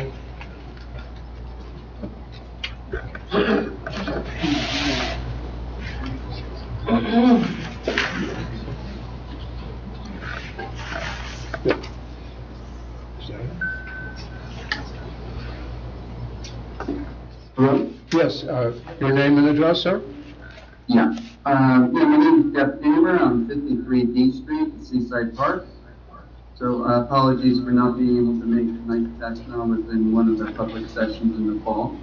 I appreciate the investment in the report that was done by the third-party company. I think there was a lot of valuable information overall in that, and I've been staying up with this as it progresses, over the last several months. In my opinion, not as really much has changed actually from the fall, though, even though there was a lot of valuable information in that report. Because, as the gentleman said earlier, there's a lot of unknown pieces to the puzzle. There's a significant amount of information that is completely unknown, and basically the residents of Seaside Park are being led into this blindly. I feel a lot of pressure that we need to annex South Seaside Park because of the proximity, similarity in name, to be friends, neighbors, but there's a very significant amount of information as the third-party company pointed out. And as I believe it might have been the mayor mentioned before, the council did a good job trying to reach out to schools to get additional guidance in terms of how this may go, and was not able to secure that information. And as the third-party company told us in the fall, a lot is going to determine how the negotiations go with Berkeley Township. And they informed us they are not going to come into these negotiations in good faith. And it's extremely likely, they almost guaranteed us that this was going to go to the courts after that. And then we're at the hands of a court judge to appoint essentially strangers, I guess, to determine our fate and the financial ramifications of the situation. So, in my opinion, there's so many unknowns. It's really, in common sense, I believe, that it's very irresponsible. It's irresponsible for the residents of Seaside Park now to take on this risk without having the complete picture and all the information. And as the woman said before, she supported annexation, she wants to keep Seaside Park the same. This is just the first step. You know, the community, the proximity is there, we're similar in name, but I think we're very, very different. The culture of Seaside Park is very unique, the feel of it there, the community that we all love, and frankly, I'm feeling extreme pressure amongst my neighbors, myself, to annex South Seaside Park because of the proximity and the name, but the information is just not there. There's a high amount of risk, and as the report also pointed out, there's an extreme amount of complexity, and as the report kind of built this picture also around, there's a lot of unknowns, and as things evolve and they could change, a lot of the numbers and the way it was laid out could change as well. So, you know, kind of guaranteed a tax break, and that could change, and I think this whole discussion would be going completely differently if Seaside Park residents were told that their taxes were going to go up. And I'll stand by what I said in the fall, is that I don't think anyone should believe that their taxes are actually going to go down. There's going to be some need for it because of this annexation, for that tax money to go into some investment. It's not going down. And I can pretty much guarantee everyone. So thank you very much. Thank you, sir. Any other participants via Zoom? Seeing none, any other comments from those in the audience? Seeing none, I would entertain. We do have Jed.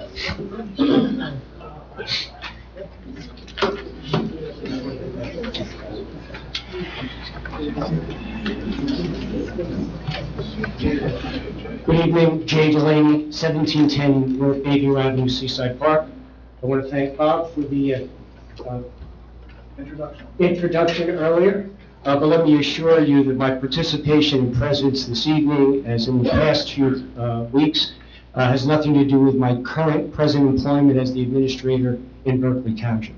I'm a lifelong resident of Seaside Park, and I won't indicate that my lineage extends as far back as Mr. Whiteman says, but in any event, I'm a 65-year resident, and in addition to presently serving as the administrator in Berkeley Township, I had the honor of serving as both an elected official and appointed official in the borough of Seaside Park for some 20 years.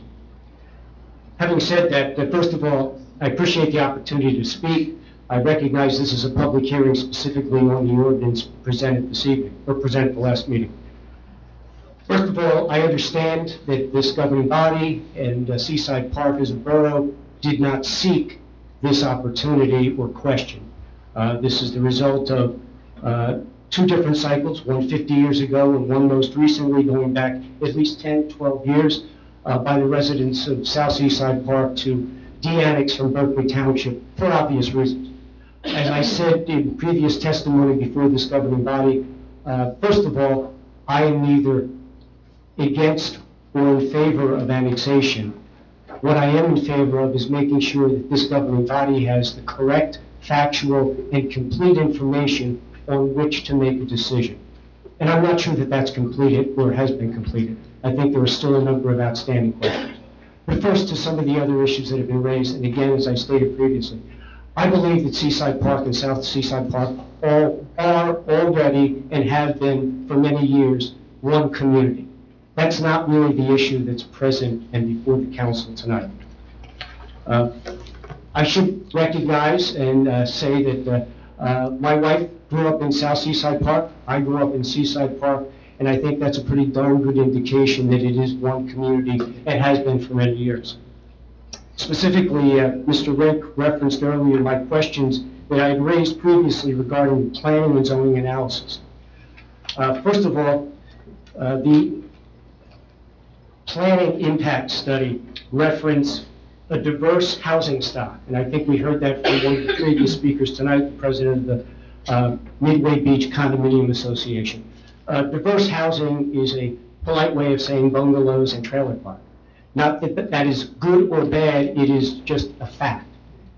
The report that was commissioned by Borough references Currently, there are 4 zoning districts in Seaside Park. There are 9 zoning districts in South Seaside Park. And specifically, Table 5.8 of the report references the various types of permitted uses. I should note that the table has 6 columns or 6 rows, and 3 of those reference 3-family, 4-family, and townhouse uses, none of which are permitted in Seaside Park. The end result is that this report identifies a distinct and significant increase in density. And for those that are familiar with municipal operations, density translates into higher cost in providing services. I believe that is a fact, not an opinion. Secondly, the report, and there has been many comments specifically 2 meetings ago, last meeting, and then this meeting, the report commissioned regarding the financial impact. The report provides, some have referenced them as estimates, some have referenced them as assumptions. They are significant and they are numerous. Every one of those assessments, estimates, also has an indication, and I think that Councilmember Condos referenced it, an indication of severity or importance or variation. I urge this governing body to consider all of those. I re-emphasize my points earlier that there are still unanswered questions. 2 of the most significant. Does the impact study recognize or include funds either as part of their one-time estimate or ongoing estimate increased operating cost? What it will take to increase the Borough of Seaside Park's surplus and reserves in order to elevate them to the existing level to maintain the borough's financial stability as well as its bond rating. I haven't heard any mention of that in a public session, or do I see it referenced specifically in the report. Excuse me, Jay? 5 minutes. Can I give him mine? No, I didn't hear the bell ring, but I'll take your word that it's been 5 minutes. Again, I appreciate the opportunity to speak, and let me emphasize that if you do wish to be transparent, which I believe was the indicated goal at the first public listening session, I encourage this governing body before their vote to identify their interests and potential conflicts of interest related to this vote for those of you that have either employment, property ownership, or business ownerships in the property that is considered to be annexed. Thank you. Thank you, Jeff. Any other public comments? Sorry, What happened? Chuck Appleby had his hand raised, so he just left. Yes, I'm sorry, that's my fault. Mr. Appleby? You're on the Zoom platform? Yes, can you hear me? Yes, there you are, yep. Sorry about that, I'm in an airport, but I just wanted to state that I'm in favor of this. I've been following this for a long time. Chuck Appleby, 215 10th Avenue. And I really want to just stress to the council that they'll be fully supported by the town and everyone in the community by voting yes and approving this. And that's what I wanted to say. All right, thank you very much. Good luck, everybody. God bless Seaside Park. Goodbye. Thank you, Chuck. Any other comments on second reading? Mayor, can I just say Yes. one thing only because I'm forgetting now, I thought I wrote down who said it. It might have been Mitch Koppelman when he asked about like the sensitivity analysis that I said, because I don't want Jenna to be on the spot to be posting something on the website that was not created by anybody, by either the firm that we hired or done by the finance committee or our CFO. It was merely my own that I did based on the information that was given and the financial template that I had requested. So that will not be placed out on the website. It was mine. And I think the due diligence would be that depending on the vote tonight, that the finance committee and our CFO go through and do it, as people have said, also looking at the 5-year and whatever else might be necessary. But there's only so much you can do before you know where you're headed, so. All right. Thank you, Jim. There's another individual on the Zoom platform. Looks like a hand raised.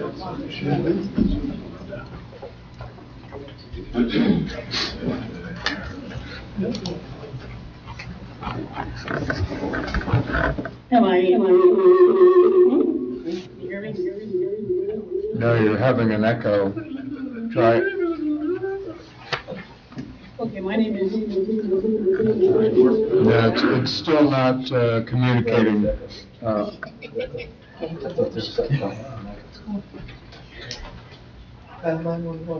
Try again. Yes? Okay.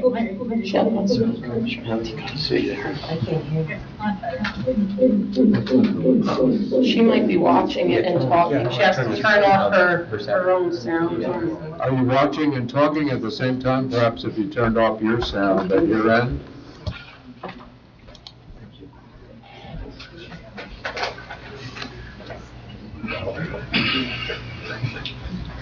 Is that better now? No, it still has a reverberation. Did you turn off the sound in your own device? Let me lower the volume all the way down. How about now? Much Yeah, better. Much better. Is that better? Yep, now we can hear you. Your name and address?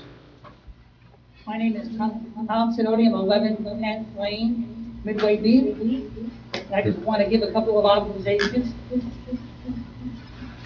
It would seem that ever increasing revenue to South Seaside Park, South Seaside Park assessments increase due to new construction, home expansion, and renovations. Total control of all development from Seaside Heights to Island Beach State Park. Additional revenue from businesses with liquor licenses. Updated police, fire, EMS, sanitation equipment with sharing of costs over more residents. Limited municipal liability on South Seaside roadways, since majority are privately owned. A fully updated flood infrastructure performed by the state after Sandy. All those things considered, this is likely a once in a lifetime opportunity to reduce costs by increasing efficiencies in both communities while making both communities better. Thank you. Thank you. Are there any other comments?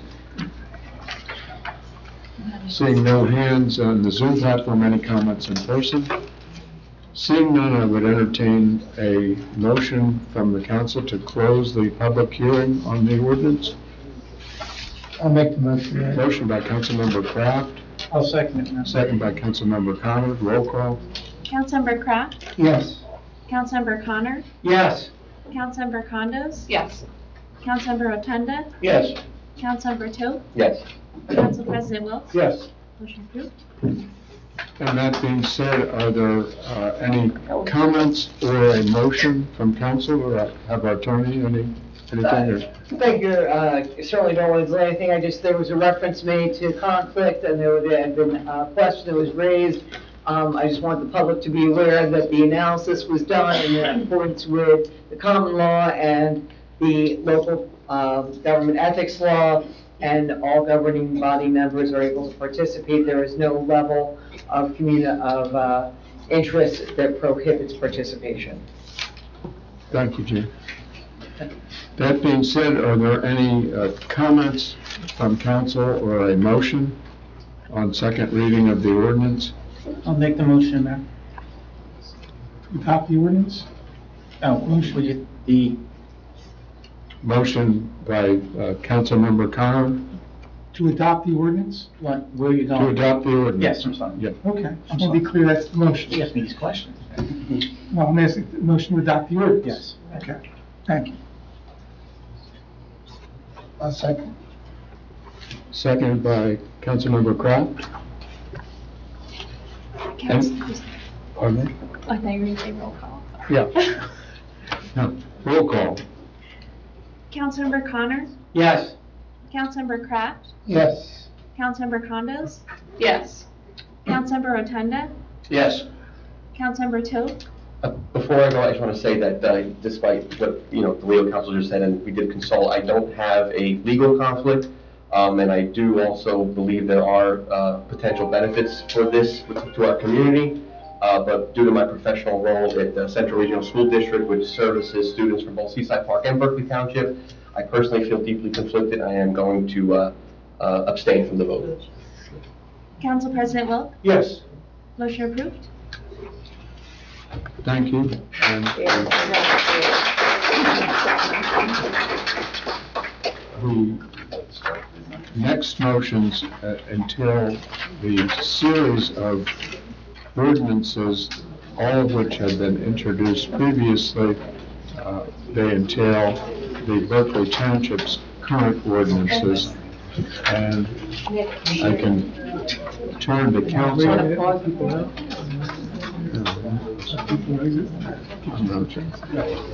Final reading and adoption ordinance 226-19, accepting annexation, has just. We could quietly leave, it's kind of hard to hear. The first of the ordinances, number 22611, final reading and adoption, amending Chapter 200, Article 7, zoning provisions to include beachfront residential zone. And again, by way of comment, these ordinances, and there was some comments that were directly on point as to the ordinances, are word for word what the Berkeley Township's zoning ordinances are as applicable to South Seaside Park. I understood there was a question earlier that went to the verbiage of at least one of the ordinances, and certainly if that's the case, that unfortunately may reflect either a typo or something more substantive in the Berkeley ordinance. Is that fair to say, or we don't? It reflects the language of the Berkeley ordinances. As stated previously, if there's a portion, and the reference was made specifically to the ordinance that covered Island Beach State Park, if there's a reference to some land that is determined to still be part of Berkeley Township, then our ordinance would have no effect in that section. Would remain in effect on the part that is now part of Seaside Park. And or when the ordinance is effective. I can't help also but note, because zoning was a issue that many of the comments were raised about, and it's extremely important to Seaside Park, and I suspect extremely important to Berkeley Township and the residents of South Seaside Park. And we in Seaside Park have taken a firm stand on a very relevant, related issue as to the impact of the state of New Jersey, and that entails the adoption through the DEP of the real rules. And certainly he's not here looking for any acclaim, but we've mentioned it previously on the record. This governing body unanimously worked together, and the credit is not ours, but it's those that took the lead on this, including, but not limited to, Assemblyman Kenitra in this district, this legislative district. But it goes beyond that. Those real rules have a direct impact on South Seaside Park and Seaside Park. And what has been put in action, it was passed in the lame duck session just hours before the last administration left Trenton, will have a devastating impact on all of us. And we are all one community, and we all stand together. And as I indicated, when we adopted the resolution in Seaside Park, we thank the President of the Senate and also the co-sponsors of the bill, one of whom we welcome here. He's here this evening, is our senator, former senator, perhaps future, but certainly this district, and he has stood up for the shore, and that's Senator Amato. He was Senator Singer and Senator Holzapfel, all co-sponsored a bill, and that bill has been put forth by the Senate President, Senator Scutari. And I'm sure many of us who follow things in Trenton will realize that perhaps some of those individuals may on occasion pull a different lever when they go into a ballot box. But that didn't stop them from realizing the deficiencies and what's been called an overstep by the DEP. They took into account and took authority away from the people, away from the elected representatives, and there's a growing bipartisan movement in the state that recognizes that fact, and hopefully some very drastic changes to those DEP real rules will come about, because we talked here this evening, and these ordinances all are talking about zoning in South Seaside Park. Those real rules trump everything, and they go right to the heart of that zoning issue. So I thank Senator Amato for that. I thank the other Oakland County senators that all stood together with the Senate President Scutari, and I think some movement is occurring. We can hope, but thank you. Thank you.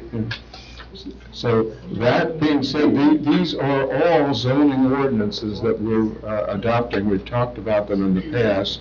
And the first is 22611. Anything from the council on this ordinance? If not, we'll go into the audience. Any public comments on final reading ordinance 22611? Is there any online? I see no comment. I would entertain a motion to close the public hearing and to vote for adopting of the zoning ordinance. And as we discussed earlier, we were faced in a very tough position, difficult, whatever the word is, in Seaside Park. We didn't want to invest a lot more money, time, and effort in looking at something that hypothetically would never have come to pass, may never have come to pass. So we took a conservative approach with the recommendations of our planning and the legal team to put in place those ordinances which exist in South Seaside Park and recognize that zoning with the provision in this too. All of these ordinances have gone before the Borough of Seaside Park's Planning Board for review.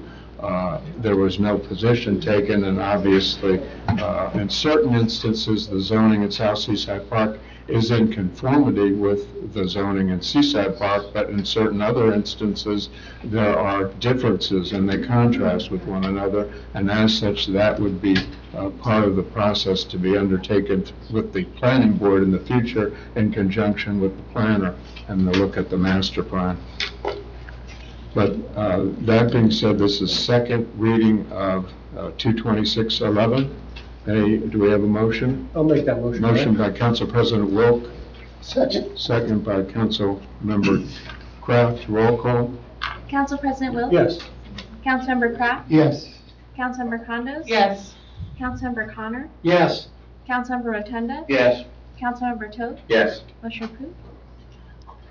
And I don't know, we have two of our finest of Ocean County, if not the state lawyers who are here. I could ask them a curveball, which I'd never asked either. Is there any, can a hearing take place as to ordinances, all of the next one, if they're done in summary? But No. I would love to say yes. I knew the answer. The answer is no. Jerry already asked me that. All right, that being said, Yes, tell me. so we've then completed the review of the first one, 211. We did too? No, we have to go to D. We gotta go. Number D is final reading adoption ordinance 22612. That is amending Chapter 200, Article 7 zoning provisions to include resort commercial zone. Any comments, questions from council? If not, we'll go into the audience. Any comments on second reading 22612? Any online? Nope. I see none. I would entertain a motion to close the public hearing on 22612, and I'll make that motion. motion by Council President Wilk. Second. Second by Council Member Rotunda. Roll call. Council President Wilk? Yes. Councilmember Rotunda? Yes. Councilmember Condos? Yes. Councilmember Connor? Yes. Councilmember Kraft? Yes. Councilmember Toth? Yes. Motion approved. And do we have a motion for 212, or 22612 rather? Make the Motion by Councilmember Kraft, I'll second it. second by Council President Wilk. Roll call. Councilmember Kraft, Yes. Council President Wilk, Yes. Councilmember Condos, Yes. Councilmember Connor, Yes. Councilmember Rotunda, Yes. Councilmember Toth, Yes. motion approved. Next is final reading adoption ordinance 22613, amending Chapter 200, Article 7, zoning provisions to include residential 50 and residential 31.5 zones. Any questions, comments from council? No. Hearing none, I'll go into the audience. Any comments? Second reading 22613. Seeing none in person, anyone on Zoom? No one on Zoom. I do see none. I would entertain a motion to close the public hearing and vote in favor of the ordinance. I'll make the motion. Motion by Councilmember Connor, Second. second by Councilmember Condos. Roll call. Councilmember Connor, Yes. Councilmember Condos, Yes. Councilmember Kraft, Yes. Councilmember Rotunda, Yes. Councilmember Toth, Yes. Council President Wilk, Yes. motion approved. Next is final reading adoption ordinance 22614, amending Chapter 200, Article 7 zoning provisions to include beachfront conservation zone. Any questions, comments from council? That's the one that Yeah, we that- talked that- about extensively, right? We did heard some comments that obviously now would become adopted as part of that record. Anything else from council? If not, I'll go into the audience. Any public comments? Final reading adoption ordinance 22614. Seeing none in person, anyone on Zoom? Oh, yes, sir, I'm sorry. Yes, Your Honor, this is the one that I spoke about. This particular area is entirely Your within name and the address, sir, I'm bounds of- sorry. Bill McGrath, 339 Bayview Avenue. And this is the one I spoke about earlier. Yes. Mr. Cipriani explained. This, I'm just asking that it be either tabled or postponed, because this particular area is all completely within Island Beach State Park. Okay? And just on the other one, the 2026-11, which included Midway Beach, just this experience, I'm on the zoning board in Berkeley, and we've been having a lot of pressure lately on increasing the size of the homes in Midway Beach. And we tried, that's a historic area, and there's several historic areas like that. I mean, someone before mentioned Osborne Beach, that's up by Normandy Beach, that completely burnt down during Sandy. There's other areas that are very historic like that. I mean, you call them bungalows, trailers, or whatever, but I don't mean that to degrade it, but they're very unique areas. Ocean Grove is another one. Ocean Grove, very historic. It's been there for decades and decades. And so I would hope, of course, it's none of our business anymore, but I would hope that you would try to maintain the character of the present Midway Beach, rather than there's many people there that they want to put second, third stories up, and it will completely change the neighborhood, in my view. But again, I'm just here to speak about this 2026-14. It's completely within Island Beach, so I would ask that it would be either tabled or... Yeah, I take the point. I will say to the governing body that I think that the wisest course for this evening is to go ahead and do it, as I said, if it is if it only affects lands that remain as part of Berkeley Township, then it will have no effect, and then eventually will be withdrawn. But that, determination, those legal determinations, I think it's the wisest course just to put it in place. If it's all within still Berkeley Township, then it will have no impact. Thank you, Gene. Any other comments on? Seeing none, I would entertain a motion from council to close the public hearing and for adoption ordinance 22614. I'll make that motion, Mayor. Motion by Council President Wilk. Second by Councilmember Kraft. Roll call. Council President Wilk, Yes. Councilmember Kraft? Yes. Councilmember Condos? Yes. Councilmember Connor? Yes. Councilmember Rotunda? Yes. Councilmember Toth? Yes. Motion approved. And I belatedly would address the gentleman's comments, because I think that came before our planning board, and everyone universally recognized and supported the historic nature of the Midway Beach area. And you can go up the coast and look at some label unfortunate development which has taken place, which is contrary to what previously existed. So I don't disagree with that. I don't think the planning board did either when they talked about this whole situation. But again, there's a caveat, and there's a major problem with the state of New Jersey that is looking at all of us, and that's Midway Beach, that's Seaside Park, the entire barrier island of New Jersey, and the overreach goes further up the river communities, bay communities, all. That's what's being addressed. That's what we spoke of earlier. The next is final reading adoption ordinance 22615, amending chapter 200, article 7 zoning provisions to include residential 4-family south zone. Any questions, comments from council? I'll go into the audience. Any public comments as to second reading ordinance 22615? Seeing none in person. No one on Zoom.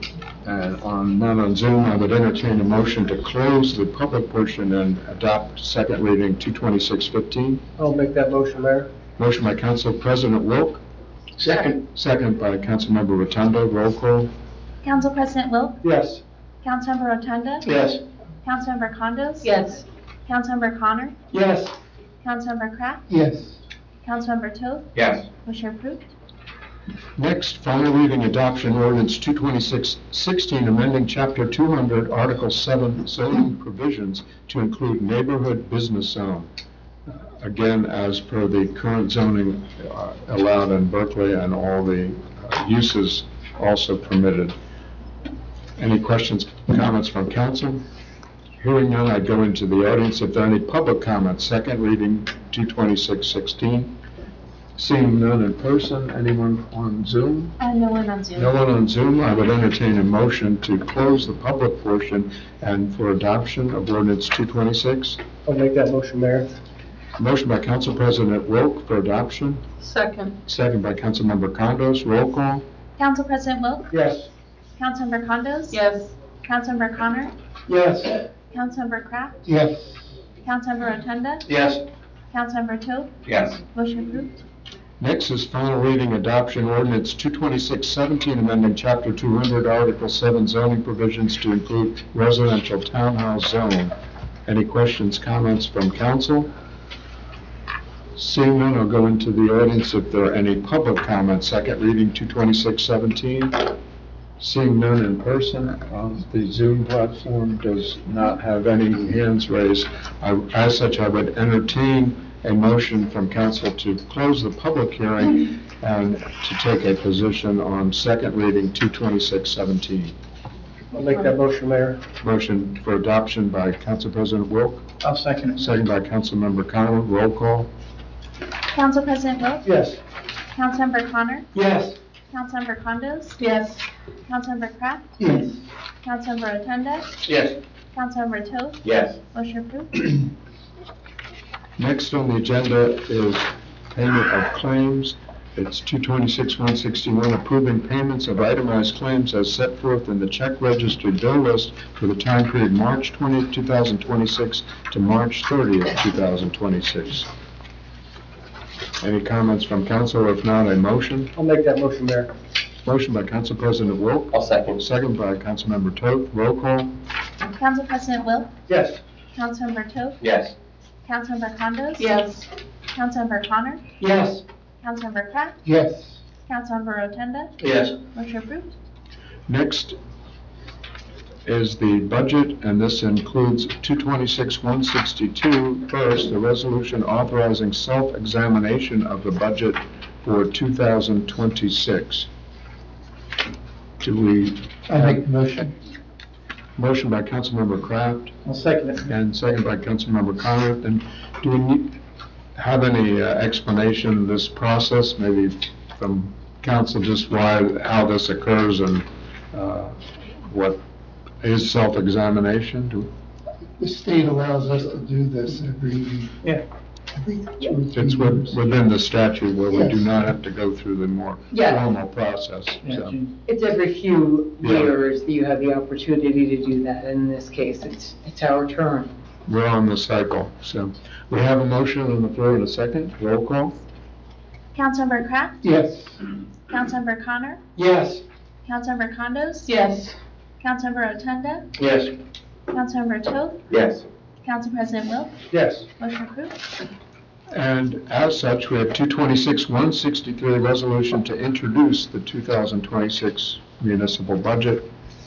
And related thereto, we naturally have the forum, as referred to earlier, for the information session whereby residents can review the PowerPoint and ask questions. And that's a difference from prior years where we had the officials here. So I thank all involved in the process, and certainly Councilman Kraft and his committee for his expertise as well on the budget issues, along with our CFO, our administrator, clerk, and deputy clerk, all did a lot of work to put this together. The video is outstanding. Yeah. We have it, I guess we'll post that. Yep. Yeah, it'd be great. I thought the voice was great. The voice was perfect. Do we need anything else? If not, we have a motion for introduction. I'll make the motion to introduce. Motion by Councilmember Kraft, second by Councilmember Connors. Roll call. Councilmember Kraft? Yes. Councilmember Connor? Yes. Councilmember Condos? Yes. Councilmember Rotunda? Yes. Councilmember Toth? Yes. Council President Wilk? Yes. Motion approved. May 7th. Yeah, that's what's And on the here. hearing, as per the introduction, is scheduled for May 7th, but there are variables related thereto, including in the past years, the state of New Jersey has not given authorization in a timely manner, but the second variable would entail what was referenced moments ago at the conversation concerning the annexation issue, the impacts and the need for introduction of an amended budget. We have our council to guide us in that process. The next on the agenda are resolutions, and I'll read them in summary fashion. As previously alluded to, some of the resolutions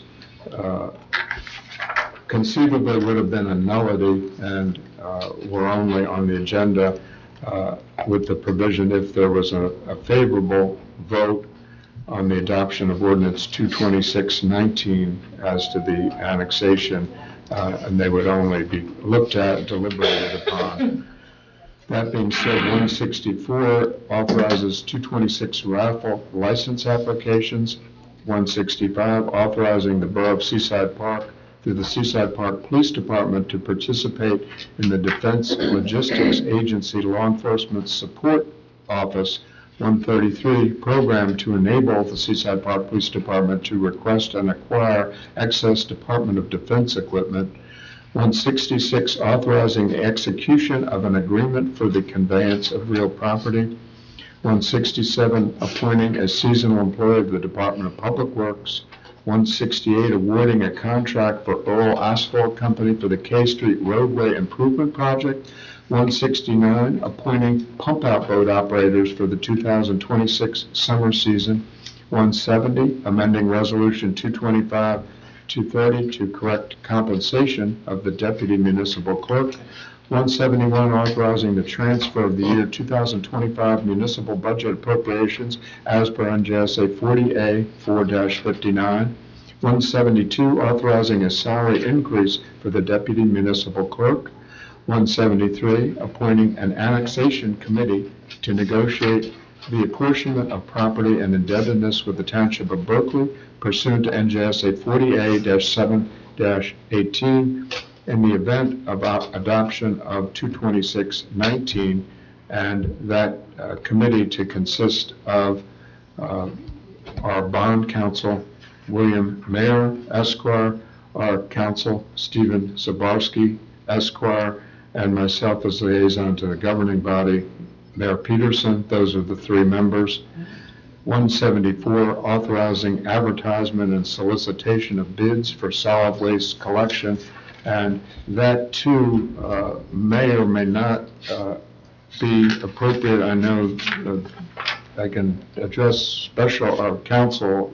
Gene had done some work on this. Is that necessary at this juncture, or? Yes, it's necessary at this juncture. We had discussed, and I have just put Karen in touch with a company that would be able to do something on an emergent basis. But solid waste bids have to be out for 60 days. So anything that we do on an emergent basis, it's still going to be necessary to put this out because we will not be able to receive bids back for at least 60 days. Very good. And the 175 is establishing a council committee, and that too was on the agenda in the event there was a affirmative vote on adoption of ordinance 22619.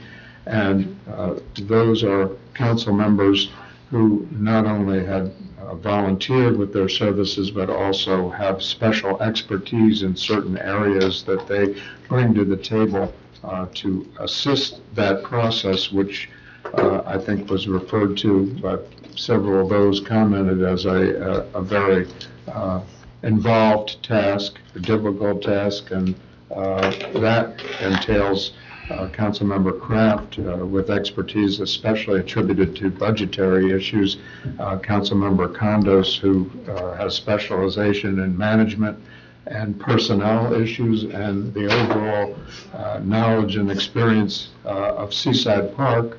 All of these council members, and certainly Council President Wilk with very lengthy, lifelong knowledge and history of not just public works issues, but zoning issues, construction issues, public works in general. So we appreciate all the hard work, and it was alluded to previously about whether comments had been made by council members as to a very complex issue and a very meaningful issue to Seaside Park's current status and future.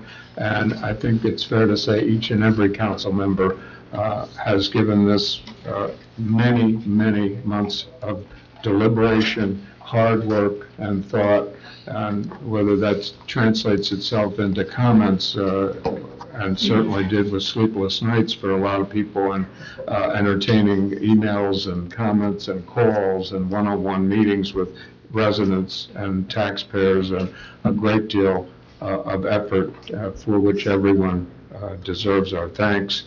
But that is a committee of the council itself to work with all concerned, and as I said earlier, in good faith and due diligence, if that's the proper word, that's appeared in some of the cases earlier. And I think that reasonableness, the rule of reason always should prevail, and negotiations. And I'm sure in the past we just touched the tip of the iceberg of the level of respect and cooperation that has existed and will continue to exist between the communities, Berkeley Township, those officials who have served there over the years and will continue to serve there. And we only mentioned one, and he shared his thoughts here at the podium, and I can certainly thank him personally, as Jay Delaney was an excellent, diligent, hardworking individual of integrity for the borough of Seaside Park, and I have no doubt that he brings to the table the same expertise and skill and thoughtfulness to the township of Berkeley now. So there are a lot of very, very good people out there, elected people, officials of both of those communities that I am confident will be able to sit down with one another and resolve issues, whether that process occurs immediately, which I hope, or over that 60-day time frame remains to be seen, but that is our goal, I know.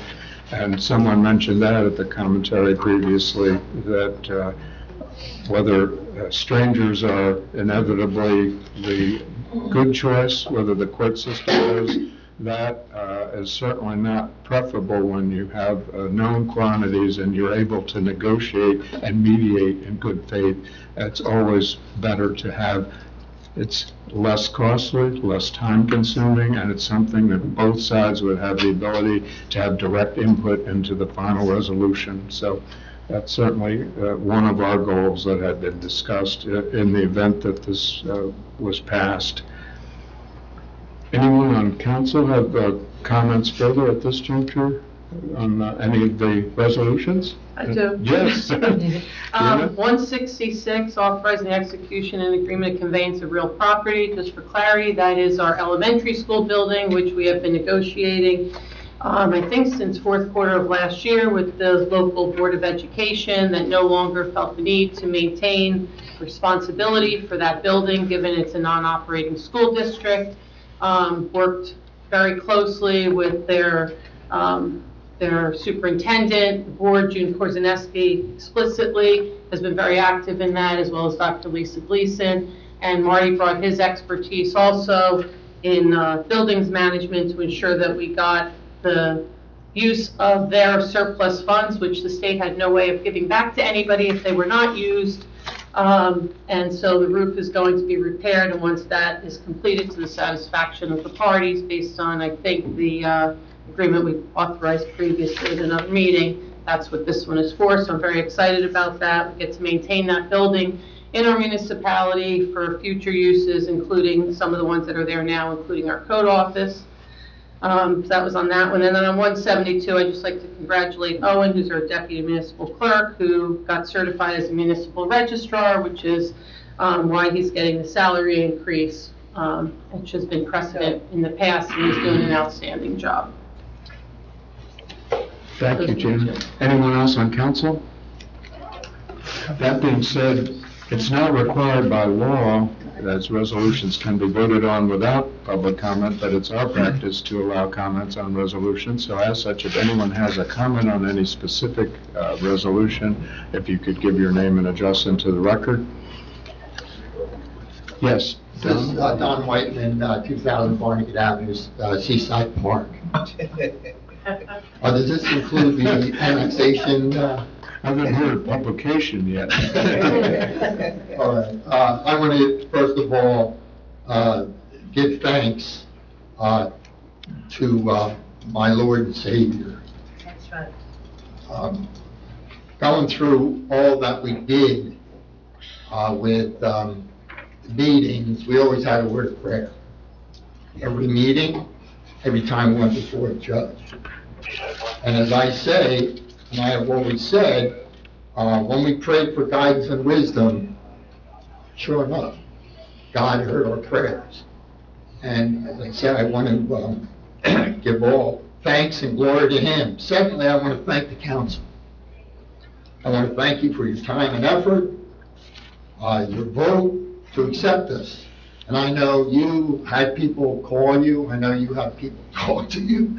We saw things online also, which I was amazed at some of the emotions that were online. Third, I want to thank Joe Michelini, our attorney. He was the right guy at the right time. He really was. Before we started this, we went to a couple of attorneys. He'll never win, I don't want to take it. We went to Alan Porter from Princeton, who did with my dad. He says, no, I can't do it. He says, I'm too old, plus chance of you winning is going to be slim. And other people came up to us and said, what are you doing it for? So we decided, no, it's worth doing. Also, I'd like to thank my executive board, who was with me for 14 years. That's a long time with an executive board group. 6.5 years traveling back and forth to Berkeley Township for planning board meetings. It's not a short distance. That's why I like being able to come up here and ride my bike. And again, I'd like to thank, all thanks go to my South Seaside Park homeowners for their continual financial support and encouragement over the past 14 years. We could have done it without the enthusiasm and without the encouragement and the financial support of the people in South Seaside Park. So again, I'd like to reiterate, I thank you, council, for your vote, and I'm looking forward to working with Seaside Park and getting this town of South Seaside Park, as I say, to what you expect. Again, I thank you very much. Thank you, Don. Thank you. And that's naturally related to certainly 175 as well as the 173. But any other comments on resolutions, if we have any? Seeing none in the audience, do we have any online? No one online. I would entertain a motion to close any public hearing on resolution and entertain the resolutions as a consent agenda.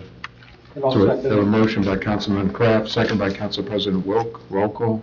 Councilmember Kraft? Yes. Council President Wilk? Yes. Councilmember Condos? Yes. Councilmember Connor? Yes. Councilmember Rotunda? Yes.